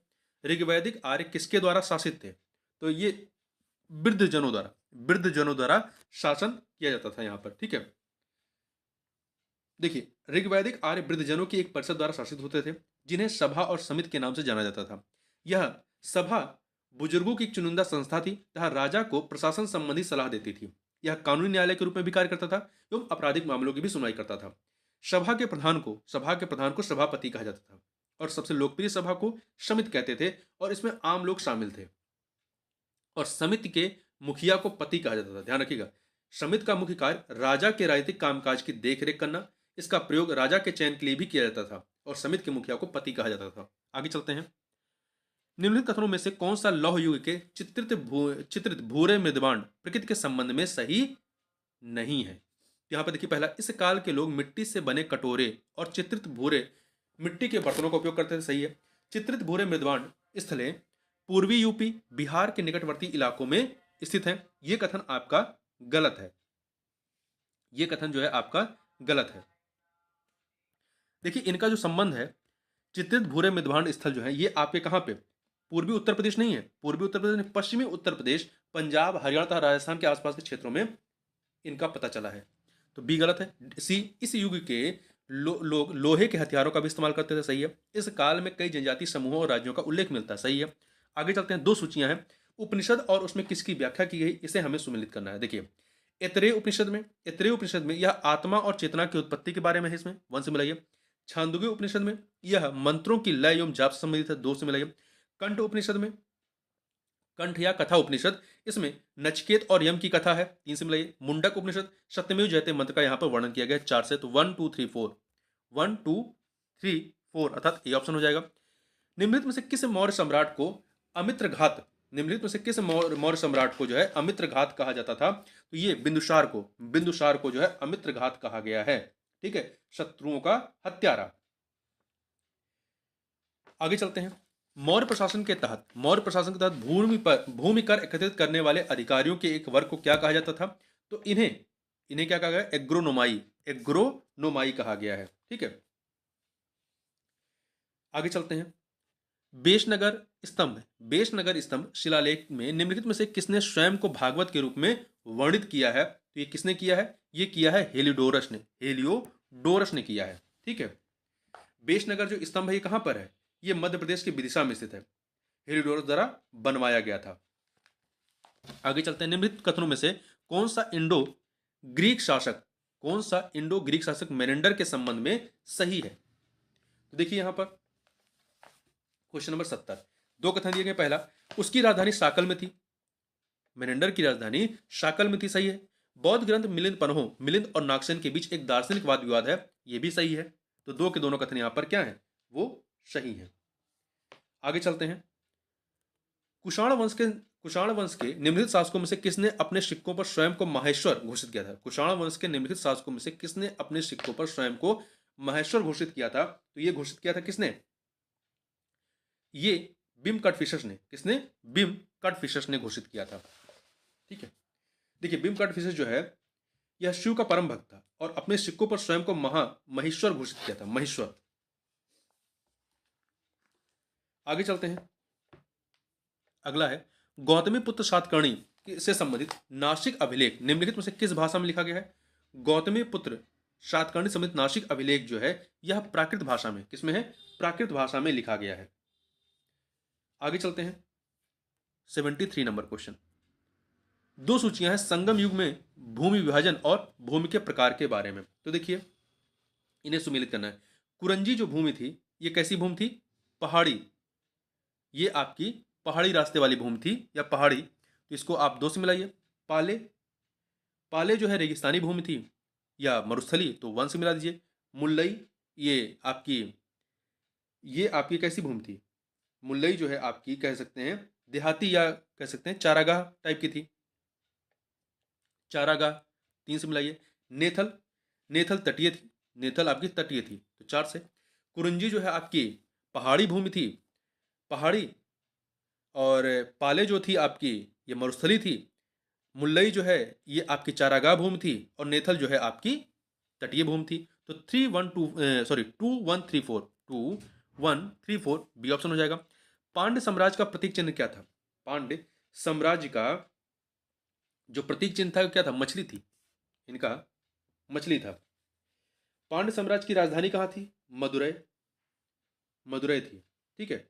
और चोल इनका जो प्रतीक चिन्ह था वो बाघ था, बाघ जो है ये चोलों का था। और धनुष जो था ये चेर का था, ध्यान रखिएगा। पांड्यों का मछली था और चोल का बाघ था और आपका चेरों का धनुष था। आगे बढ़ते हैं। मौर्योत्तर काल में श्रेणी क्या थे? तो ये जो है व्यापारियों का एक समूह था। क्या था? व्यापारियों का एक समूह था। तो इस प्रकार से इस वीडियो है कि निम्नलिखित में से किसने समुद्रगुप्त को भारत का नेपोलियन कहा था? तो B.A. स्मिथ ने कहा था। किसने कहा था? B.A. स्मिथ ने कहा था। समुद्रगुप्त जो है ये चंद्रगुप्त प्रथम के पुत्र थे, गुप्त शासक चंद्रगुप्त प्रथम के पुत्र थे और इन्होंने जो है युद्ध और विजय की नीति अपनाई और अपने राज्य का अत्यधिक विस्तार किया।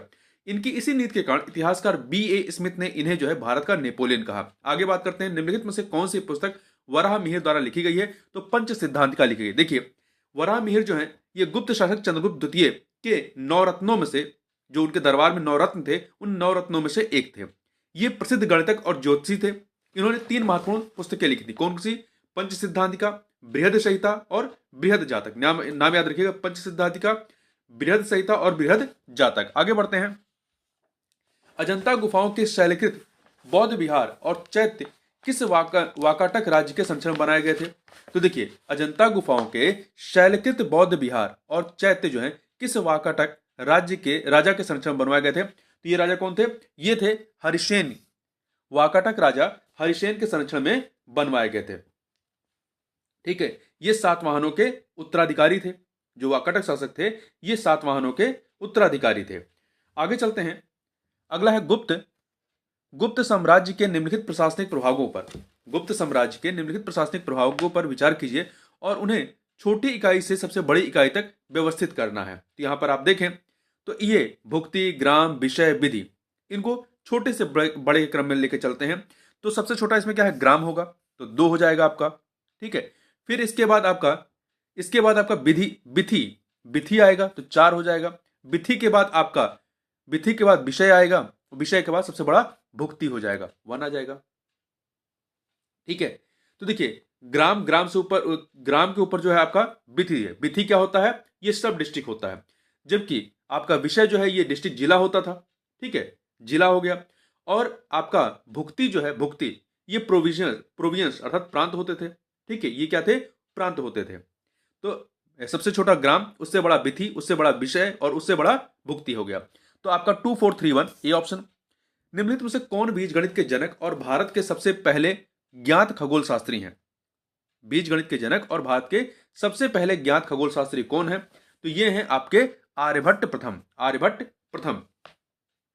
ठीक है, इन्होंने आर्यभट्टीय एवं आर्यभट्टीय सिद्धांत नामक 2 खगोल शास्त्री ग्रंथ लिखे हैं। आगे चलते हैं। निम्नलिखित में से कौन सा 16 महाजनपदों में से एक नहीं है? गंधार, कंबोज, पांचाल, कौशांबी में से कौन 16 महाजनपदों में शामिल नहीं है? तो जो कौशांबी है, कौशांबी ये राजधानी है। वत्स जो महाजनपद है उसकी राजधानी है। ठीक है, ये 16 महाजनपदों में नहीं गिना जाता है। तो यहां पर डी ऑप्शन। आगे बढ़ते हैं। 2 सूचियां दी गई हैं। महाजनपद में अधिकारी और उनके संबद्ध कार्य क्या थे, इन्हें हमें सुमेलित करना है। तो यहां पर आप देखें, व्यवहारिक व्यवहारिक जो है ये न्याय से संबंधित है। व्यवहारिक जो है न्याय से संबंधित थे, अर्थात 2 से मिला दीजिए।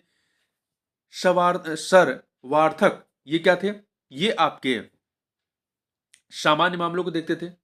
ये सामान्य मामले इनके पास होते थे, तो यहां पर 1 से मिला दीजिए। गणक, गणक क्या होते थे? गणक मुख्य लेखाकार होते थे। क्या होते थे? मुख्य लेखाकार, 4 से मिला दीजिए। भाग दुघ ये भाग का संग्रह करने वाले थे। भाग का संग्रह करने वाले, 3 से मिला दीजिए। तो 2 1 4 3 बी ऑप्शन हो जाएगा। आगे बढ़ते हैं। तेलुगु कृति अमुक्त माल्यादा के लेखक कौन थे?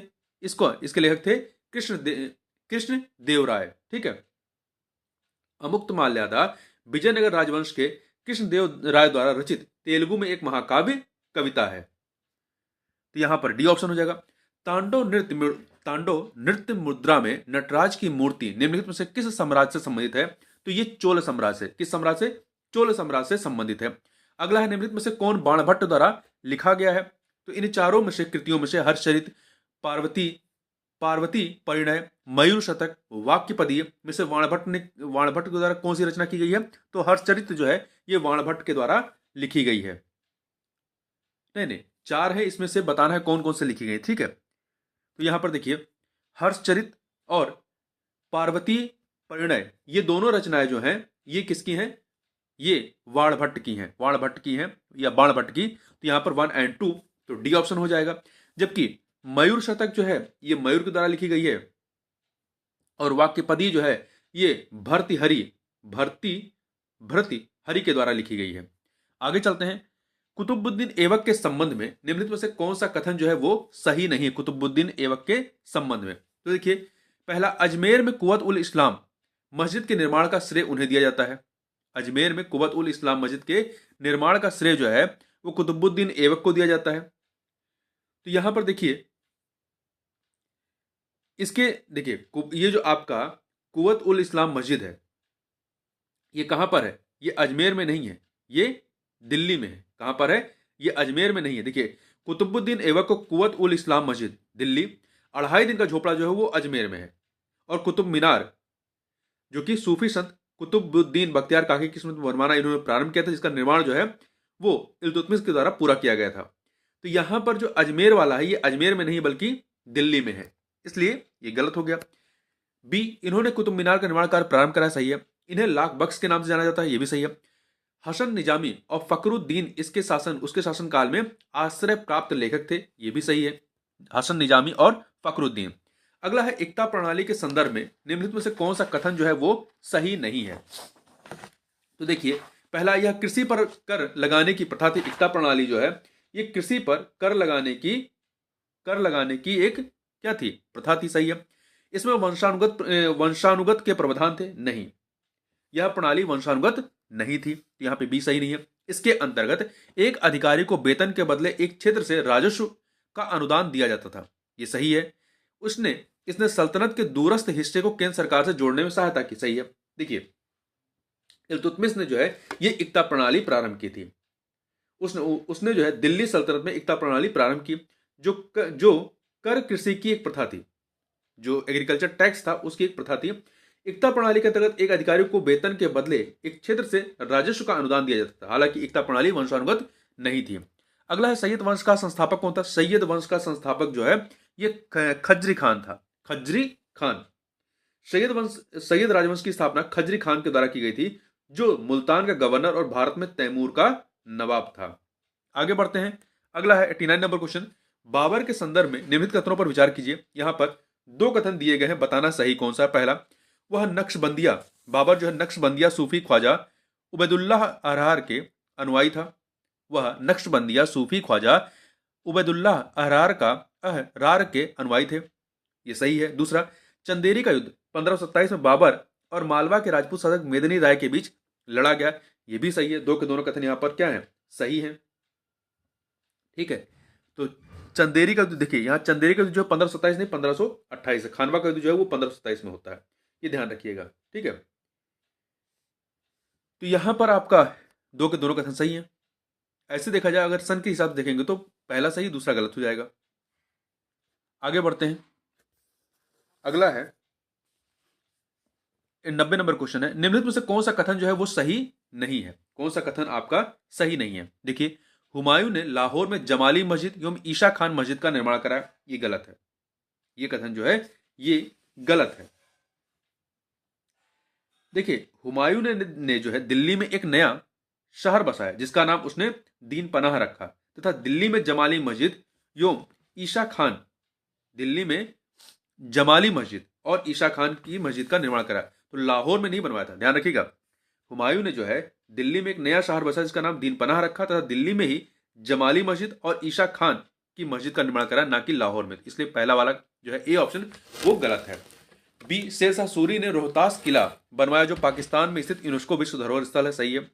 शेरशाह सूरी के समय मौजा प्रशासन का निम्नतम स्तर था, ये भी सही है। मौजा जो है वो प्रशासन का निम्नतम स्तर था। डी, हुमायूं का मकबरा 1570 ईस्वी में बनवाया गया था और 1993 ईस्वी में यूनेस्को द्वारा इसे विश्व धरोहर स्थल के रूप में मान्यता दी गई, ये कथन भी सही है आपका, ठीक है। तो इस प्रकार ए वाला आपका गलत है, बाकी सब सही है। आगे चलते हैं, अगला प्रश्न देखते हैं। अकबर के संदर्भ में निम्नलिखित कथनों पर विचार कीजिए। दो कथन है। थॉमस रो उनके दरबार में आने वाले पहले अंग्रेज थे, ये कथन आपका गलत है। देखिए, रॉल्फ फिच जो है, रॉल्फ फिच पहला अंग्रेज व्यक्ति था जो अकबर के दरबार में आया था, ना कि थॉमस रो। पहला कथन आपका गलत हो गया, ठीक है। देखिए, अगला जो है दूसरा कथन, उनका अंतिम अभियान 1601 ईस्वी में गोलकुंडा के विरुद्ध था। अकबर का जो अंतिम अभियान था वो 1601 ईस्वी में गोलकुंडा के विरुद्ध था, ये कथन भी आपका गलत है, क्योंकि अकबर का अंतिम अभियान 1601 ईस्वी में तो था, परंतु अशीरगढ़ खानदेश के विरुद्ध था, अशीरगढ़ अर्थात खानदेश के विरुद्ध था। तो दो के दोनों कथन यहाँ पे गलत है, डी ऑप्शन हो जाएगा। आगे बढ़ते हैं, दो सूचियां हैं, इन्हें हमें क्या करना है, सुमेलित करना है। तो देखिए, वकिया नवीश, वकिया नवीश क्या होते हैं, वकिया नवीश जो है समाचार विवरण करने वाला, समाचार विवरण करने वाला, अर्थात आपका वकिया नवीश कुछ चार से मिला देंगे, ठीक है। वहीं पे दूसरा जो है दरोगा, दरोगा ए डाक, दरोगा ए डाक क्या, संचार माध्यम, दरोगा डाक संचार माध्यम, तो चार के बाद आपका दो आ जाएगा, ठीक है। फिर अगला जो है मुकद्दम, मुकद्दम क्या है, ग्राम का मुखिया, मुकद्दम ग्राम का मुखिया, तो 4 2 1 हो जाएगा। और फिर मुतशदी, मुतशदी ये क्या हो जाएगा, बंदरगाह के गवर्नर, अर्थात 3 हो जाएगा। तो 4 2 1 3, 4 2 1 3। तो देखिए 4213 कहाँ पे है, बी ऑप्शन में, आपका बी ऑप्शन हो जाएगा। आगे बढ़ते हैं, निम्नलिखित में से कौन सा कथन अकबर के भू राजस्व प्रशासन के बारे में सही नहीं है। तो चार कथन है। अकबर ने दहशाला भूमि राजस्व प्रणाली की शुरुआत की, यह कथन सही है। चाचर भूमि पर प्रत्येक वर्ष खेती की जाती थी, नहीं। जो चाचर भूमि थी इसमें 3 या 4 वर्ष में एक बार खेती की जाती थी। चाचर भूमि पर 3 या 4 वर्ष में एक बार खेती होती थी, जबकि जो पोलच भूमि थी, पोलच भूमि, पोलच, इसमें प्रत्येक वर्ष खेती की जाती थी। तो यहां पर आपका बी वाला कथन जो है वो गलत है। ठीक है। अकबर ने किसानों के प्रति उदार दृष्टिकोण अपनाया, सही है। बटाई या गल्ला बख्शी भू राजस्व के मूल्यांकन प्रणालियों में से एक थी, यह सही है। अगला है, निम्नलिखित में से कौन सा सही सुमेलित नहीं है, कौन सा सही सुमेलित नहीं है। देखिए गोविंद देव मंदिर, गोविंद देव मंदिर ये नासिक में नहीं है।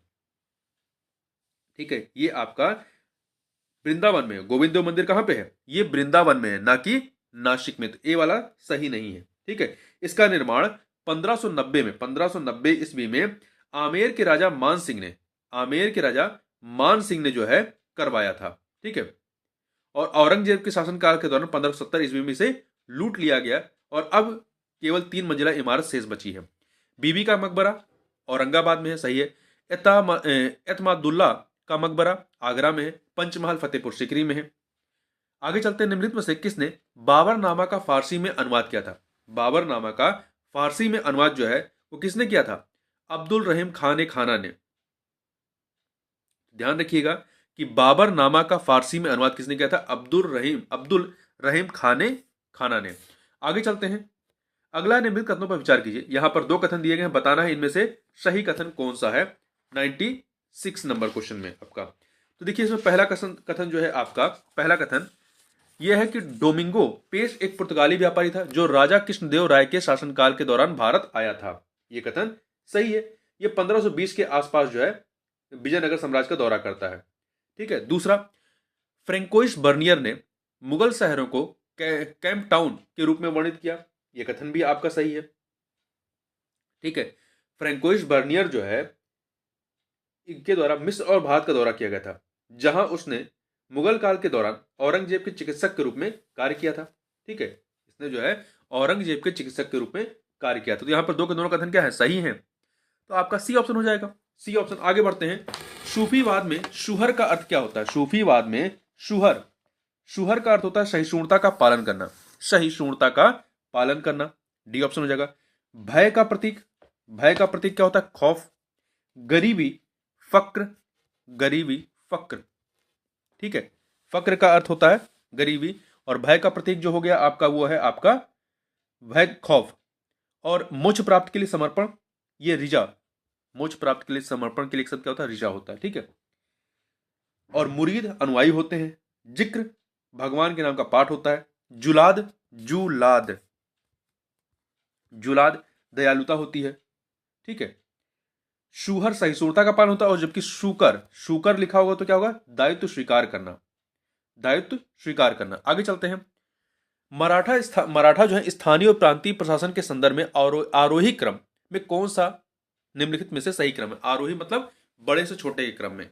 तो अब देखिए यहां पर कौन सा सही है। तो सबसे छोटा आपका क्या है, मौजा से बड़ा परगना से बड़ा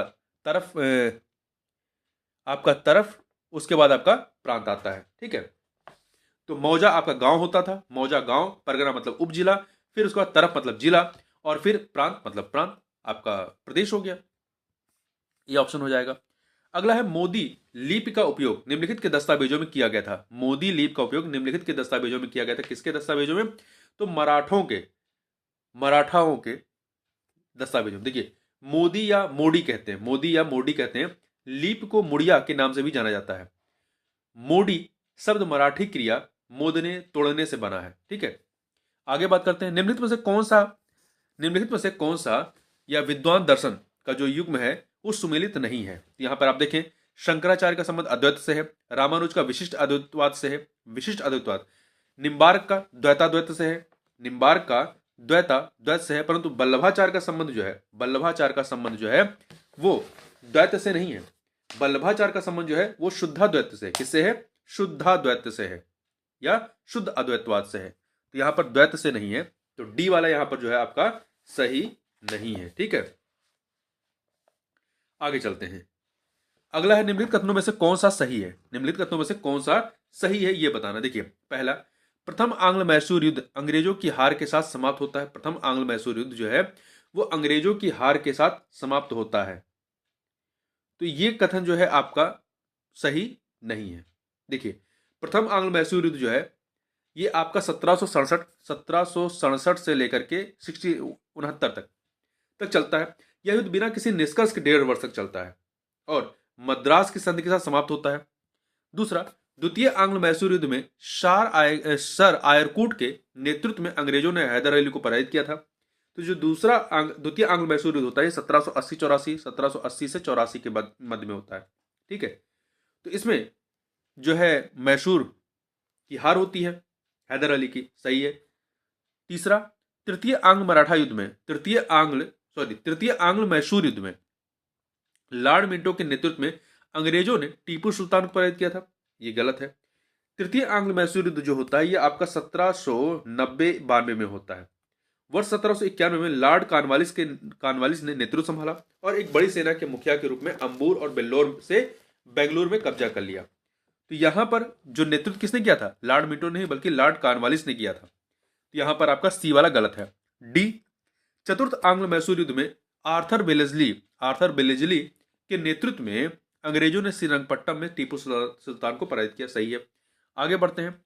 अगला है, निम्नलिखित युद्धों पर विचार कीजिए और उन्हें कालानुक्रमिक क्रम में व्यवस्थित कीजिए।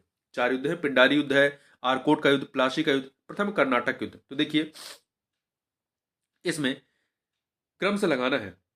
तो पहले देख लेते हैं पिंडारी युद्ध कब होता है। पिंडारी युद्ध जो है आपका 1817 से 1818 में होता है। ठीक है, वहीं आरकोट का युद्ध जो है ये 1751 में, आरकोट का 1751 में होता है।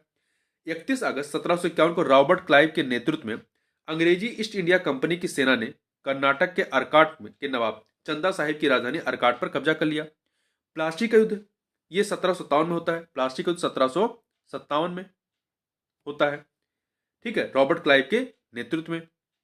प्रथम कर्नाटक युद्ध जो है आपका ये 1740 से 48 के मध्य में होता है। प्रथम कर्नाटक युद्ध यूरोप में एंग्लो फ्रेंच युद्ध का विस्तार था जो ऑस्ट्रियाई उत्तराधिकार के युद्ध का परिणाम था। तो यहां पर ये 1740 से 48, तो सबसे पहले इसमें कौन सा आएगा, प्रथम कर्नाटक युद्ध आएगा। सबसे पहले प्रथम कर्नाटक युद्ध आएगा। ठीक है, तो आपका 4 होगा। फिर आपका आरकोट का युद्ध आएगा। आरकोट का युद्ध 1751। फिर इसके बाद जो है आरकोट के बाद 1757 का प्लासी का युद्ध आएगा। 2 के बाद 3, फिर आपका सबसे लास्ट में पिंडारी युद्ध आएगा 1817-18 में। 1817-18 में। तो 4231 आपका ए ऑप्शन हो जाएगा। अगला है, सिख आंदोलन के संदर्भ में निम्नलिखित में से कौन सा कथन जो है वो सत्य है 4 कथनों में से। तो देखिए, पहला, गुरु नानक ने चक रामदास की आधारशिला रखी जिसे अब अमृतसर कहा गया, नहीं, इन्होंने नहीं रखा था। ठीक है, देखिए, गुरु नानक जो है सिख धर्म के संस्थापक थे जिनका जन्म लाहौर के पास तलवंडी में लेखाकार के एक सम्मानित परिवार में हुआ था और इन्होंने लंगर की अवधारणा पेश की थी। ठीक है, लंगर की अवधारणा इन्होंने पेश की थी। इन्होंने चक रामदास की आधारशिला नहीं रखी थी, तो ध्यान रखिएगा। और अगला जो है, एक सेकंड, यहां ध्यान रखिएगा, जो ये चक रामदास है इसकी आधारशिला किसने रखी थी, गुरु रामदास ने रखी थी। ठीक है, गुरु रामदास ने चक रामदास या रामदासपुर की आधारशिला रखी जिसे वर्तमान में अमृतसर के नाम जानते हैं। दूसरा, गुरु अंगद ने लंगर की अवधारणा पेश की थी, नहीं, ये गुरु नानक ने पेश की थी, ये भी गलत है। गुरु अर्जुन देव ने पंजाबी भाषा की गुरुमुखी लिपि को मानकीकृत और लोकप्रिय बनाया। गुरु अर्जुन देव ने, देखिए, गुरु अर्जुन देव ने आदि ग्रंथ यानी गुरु ग्रंथ साहिब को संकलित किया और इसे श्री हरमिंदर साहिब में स्थापित किया। ठीक है, तो इस प्रकार से गुरु अर्जुन देव ने पंजाबी भाषा की गुरुमुखी लिपि को मानकीकृत और लोकप्रिय बनाया, ये इनका काम नहीं था। ठीक है, ये भी गलत है। डी, गुरु हरगोविंद ने सच्चा पातशाह की उपाधि धारण की थी, ये कथन आपका सही है, डी वाला। आगे चलते हैं। शिवाजी के शासनकाल में शरे नौबत क्या था। शिवाजी के शासनकाल में शरे नौबत ये सेनापति या सैन्य कमांडर था, सैन्य कमांडर। ठीक है, और महालेखाकार कौन होता था, अमात्या मजूमदार। और आपका पेशवा जो होते थे ये आपके प्रधानमंत्री होते थे, ठीक है, ये प्रधानमंत्री थे। बंगाल के निम्नलिखित नवाबों में से किसने मुगल सम्राट को कर देना बंद कर दिया? बंगाल के निम्नलिखित नवाबों में से किसने मुगल सम्राट को कर देना बंद कर दिया था? किसने किया था? ये किया था अली वर्दी खान ने। अली वर्दी खान ने। देखिए, मुर्शीद कुली खां वर्ष 1700 में बंगाल के दीवान बने और वर्ष 1727 में अपनी मृत्यु तक शासन किया। इसके बाद इनके दामाद सुजाउद्दीन इसके उत्तराधिकारी नियुक्त हुए और 1739 तक शासन किया। उसके बाद देखिए, सरफराज खान जो मुर्शीद कुली खान का एक अयोग्य पुत्र था वो शासक बनता है। फिर अली वर्दी खान ने सरफराज खान को मार दिया और 1756 में तक बंगाल पर शासन किया अली वर्दी खान ने, और उसने मुगल सम्राट को कर देना बंद कर दिया।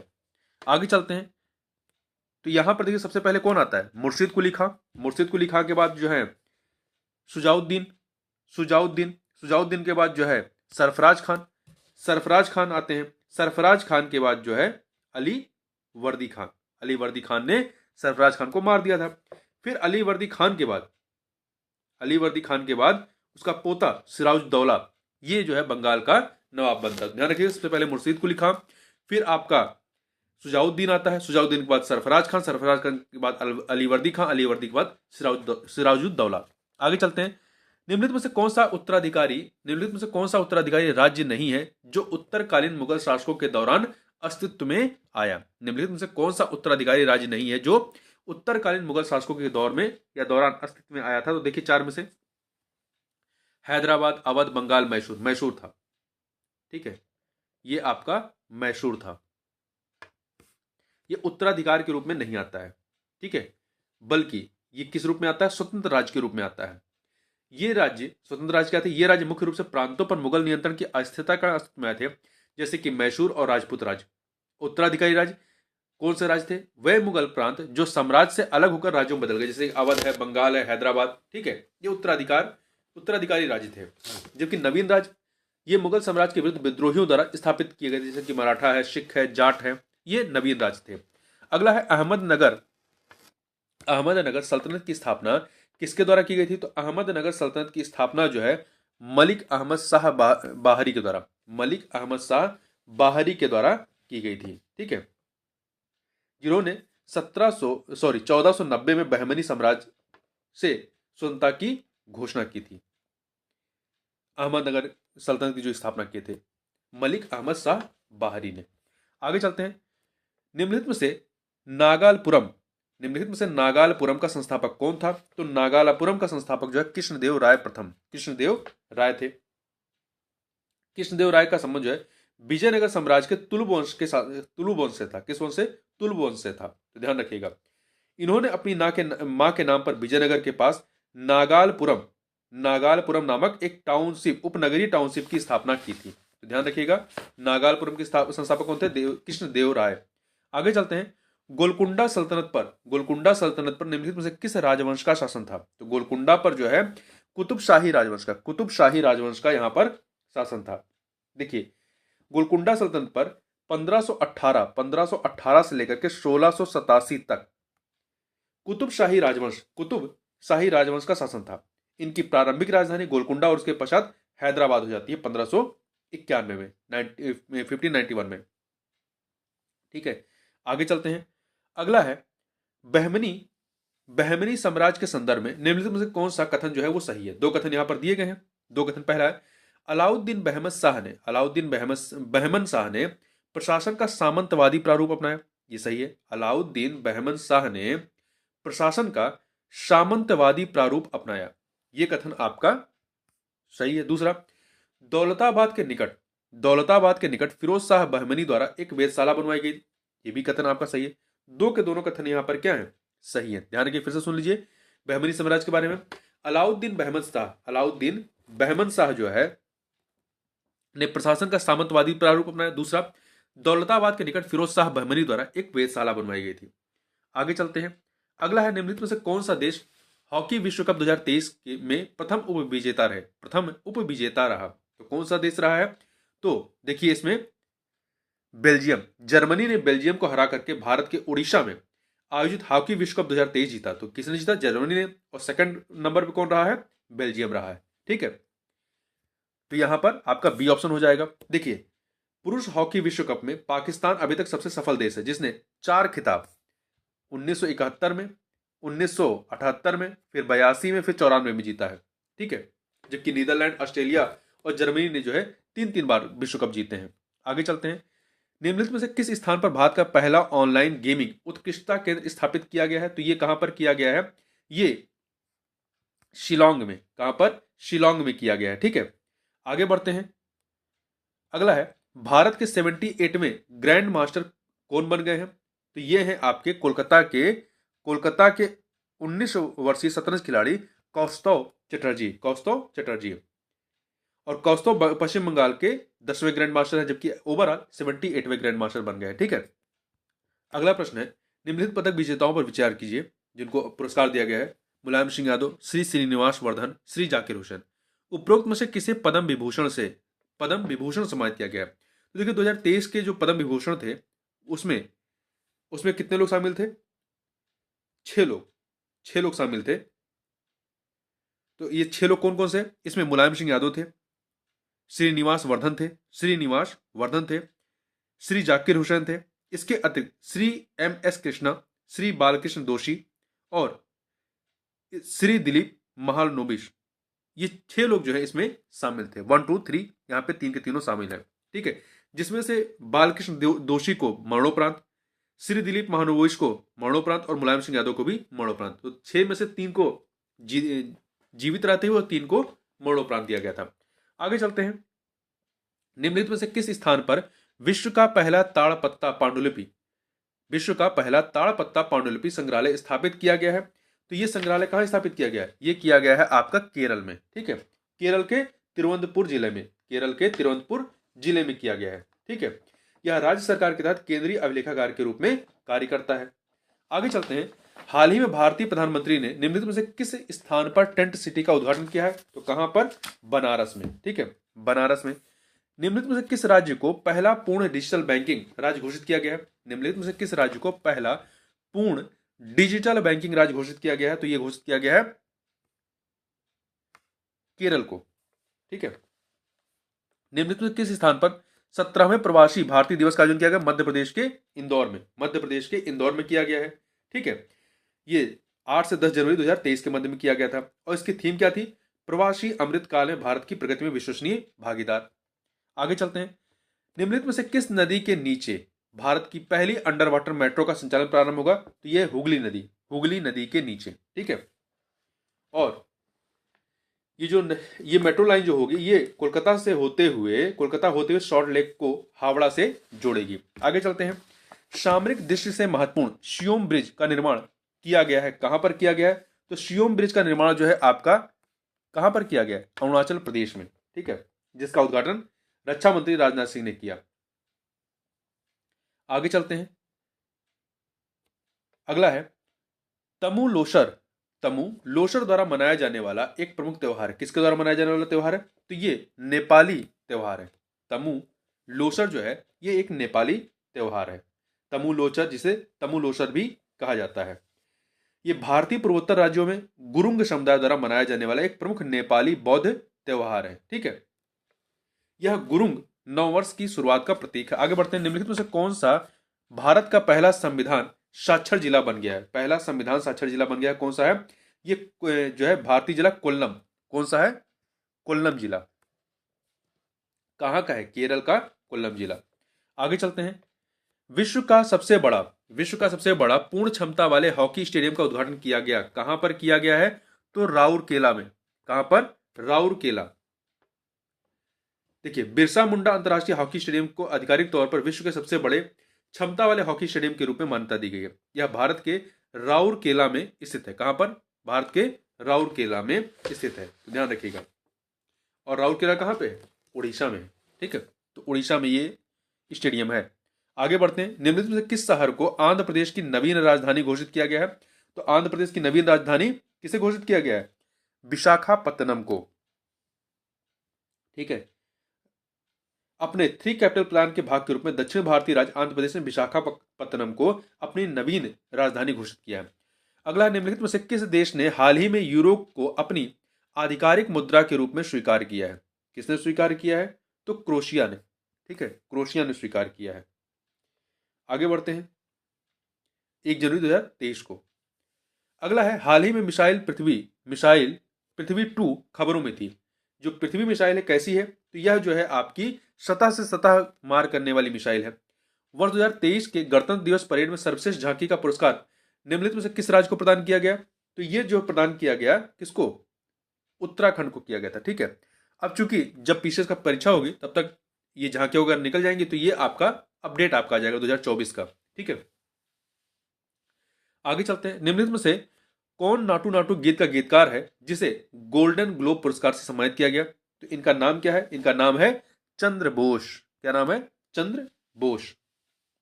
आगे बढ़ते हैं। अगला है एक दिवसीय क्रिकेट इतिहास में निम्नलिखित में से कौन दोहरा शतक बनाने वाले सबसे कम उम्र के क्रिकेटर बन गए हैं? तो ये हैं कौन? इनका नाम है शुभमन गिल बन गए हैं, ठीक है। दिसंबर 2022 में बांग्लादेश के खिलाफ इन्होंने बनाया था। तो ये भी थोड़ा सा पुराना करंट अफेयर हो जाएगा। आगे बढ़ते हैं। निम्नलिखित में से किस भारतीय संगीतकार ने अपना तीसरा ग्रैमी पुरस्कार जीता है? तो रिकी केज ने जीता है, ठीक है।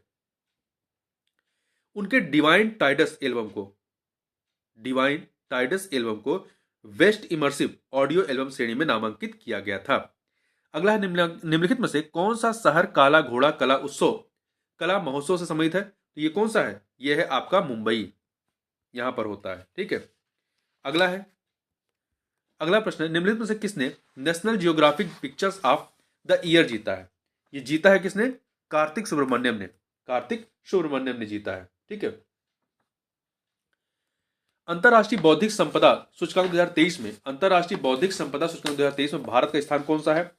तो देखिए इसमें 55 अग्रणी वैश्विक अर्थव्यवस्थाओं में भारत का जो स्थान है 42वां है, 42 है, ठीक है। और अमेरिका शीर्ष पर है और यूके दूसरे पे है और फ्रांस तीसरे पे है। निम्नलिखित में से किसे विश्व बैंक समूह के अध्यक्ष के रूप में नियुक्त किया गया? अजय बंगा को। किसको? अजय बंगा को।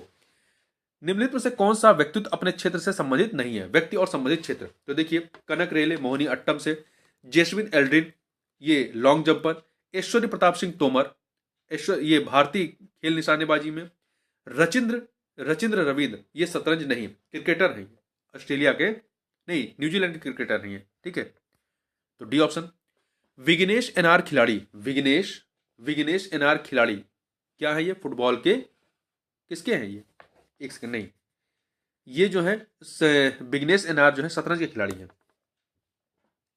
भारत के शतरंज खिलाड़ी विग्नेश एनआर है, ठीक है, ध्यान रखिएगा। निम्नलिखित में से किसने विक्ट्री सिटी उपन्यास लिखा है? विक्ट्री सिटी उपन्यास जो है ये सलमान रुश्दी का 15वां उपन्यास है। याया तुसो झील हाल ही में चर्चा में रहा, यह कहां पे स्थित है? तो यह जो है आपका कहां पे, ध्यान रखिएगा, ये आपका लद्दाख में है, ठीक है। आगे बढ़ते हैं। अगला है इनमें से किस फिल्म ने वर्ष 2023 में बाफ्टा पुरस्कार जीता है? तो ये इसमें से देखिए बाफ्टा पुरस्कार जो जीता है किसने? All quite on the western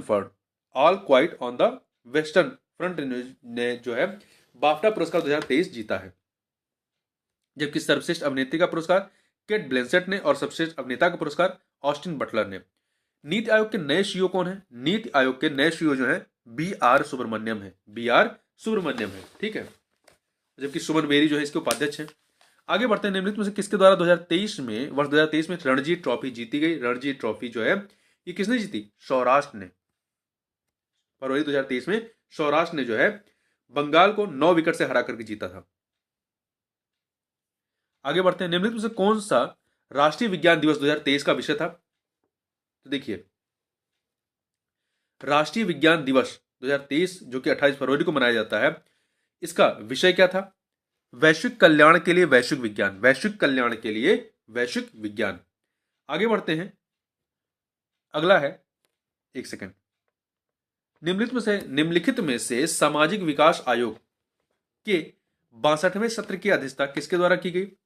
तो इसकी अध्यक्षता जो है भारतीय राजदूत यूएन में जो हमारी भारतीय राजदूत है रुचिरा कंबोज के द्वारा इसकी अध्यक्षता की गई थी। ऑस्ट्रेलियन ओपन का पुरुष एकल खिताब, ऑस्ट्रेलियन ओपन का जो 2023 का ऑस्ट्रेलियन ओपन है, इसका पुरुष एकल का खिताब किसने जीता है? ये जीता है एन जोकोविच ने। किसने? एन जोको या नोवाक जोकोविच ने जीता है। ठीक है, किसको हरा करके? स्टेफानोस सिसिपास को हरा करके जीता है। ठीक है, जबकि महिला वर्ग में जो है बेलारूस की आरेना शबालेंका ने जो है एलेना रैबाकिना को हरा करके जीता है। आगे चलते हैं। निम्नलिखित में से किस स्थान पर लिथियम के भंडार पाए गए हैं? निम्नलिखित में से किस स्थान पर लिथियम के भंडार पाए गए हैं? तो कहां पर पाए गए हैं? ये पाए गए हैं रियासी में। रियासी कहां? जम्मू कश्मीर में। जम्मू कश्मीर के रियासी जिले में 5.9 मिलियन टन लिथियम भंडार मिला है। यह दुर्लभ तत्व का 7वां सबसे बड़ा भंडार हो सकता है, जो विश्व के सभी भंडारों का लगभग 5.7% है। आगे बढ़ते हैं। निम्नलिखित में से कौन सा राष्ट्रपति भवन के मुगल गार्डन का नया नाम है? अमृत उद्यान। क्या नाम रखा गया? अमृत उद्यान रखा गया है। आगे बढ़ते हैं। अगला है, भारी भूकंप के दौरान तुर्की तथा सीरिया की सहायता के लिए भारतीय सेना द्वारा निम्नलिखित में से कौन सा अभियान शुरू किया गया? तो ऑपरेशन क्या चलाया गया है? ऑपरेशन दोस्त। यहां पर ऑपरेशन दोस्त चलाया गया। ठीक है, ऑपरेशन गंगा यूक्रेन से जो लोग निकाला गया था उसके लिए चलाया गया था। आगे बढ़ते हैं। निम्नलिखित में से किसके द्वारा the poverty of political economy उपन्यास लिखा गया? यह उपन्यास जो है मेघनाथ देसाई के द्वारा लिखा गया है। तर्कश अभ्यास किसके बीच आयोजित किया गया था? जो ये आपका तर्कश अभ्यास है, ये राष्ट्रीय सुरक्षा गार्ड एनएसजी और अमेरिकी विशेष अभियान बल के मध्य में आयोजित किया गया था। अगला है, विश्व आर्द्रभूमि दिवस या वर्ल्ड वेटलैंड डे 2023 का विषय निम्नलिखित में कौन सा था, जो कि 2 फरवरी को मनाया गया? तो ये था इसका वेटलैंड रिस्टोरेशन। तो इस प्रकार से यहां पर हम लोगों ने पूरे प्रश्न पत्र को सॉल्व किया। तो इस वीडियो में बस इतना ही। मिलते हैं नेक्स्ट वीडियो में, तब तक के लिए बहुत बहुत धन्यवाद।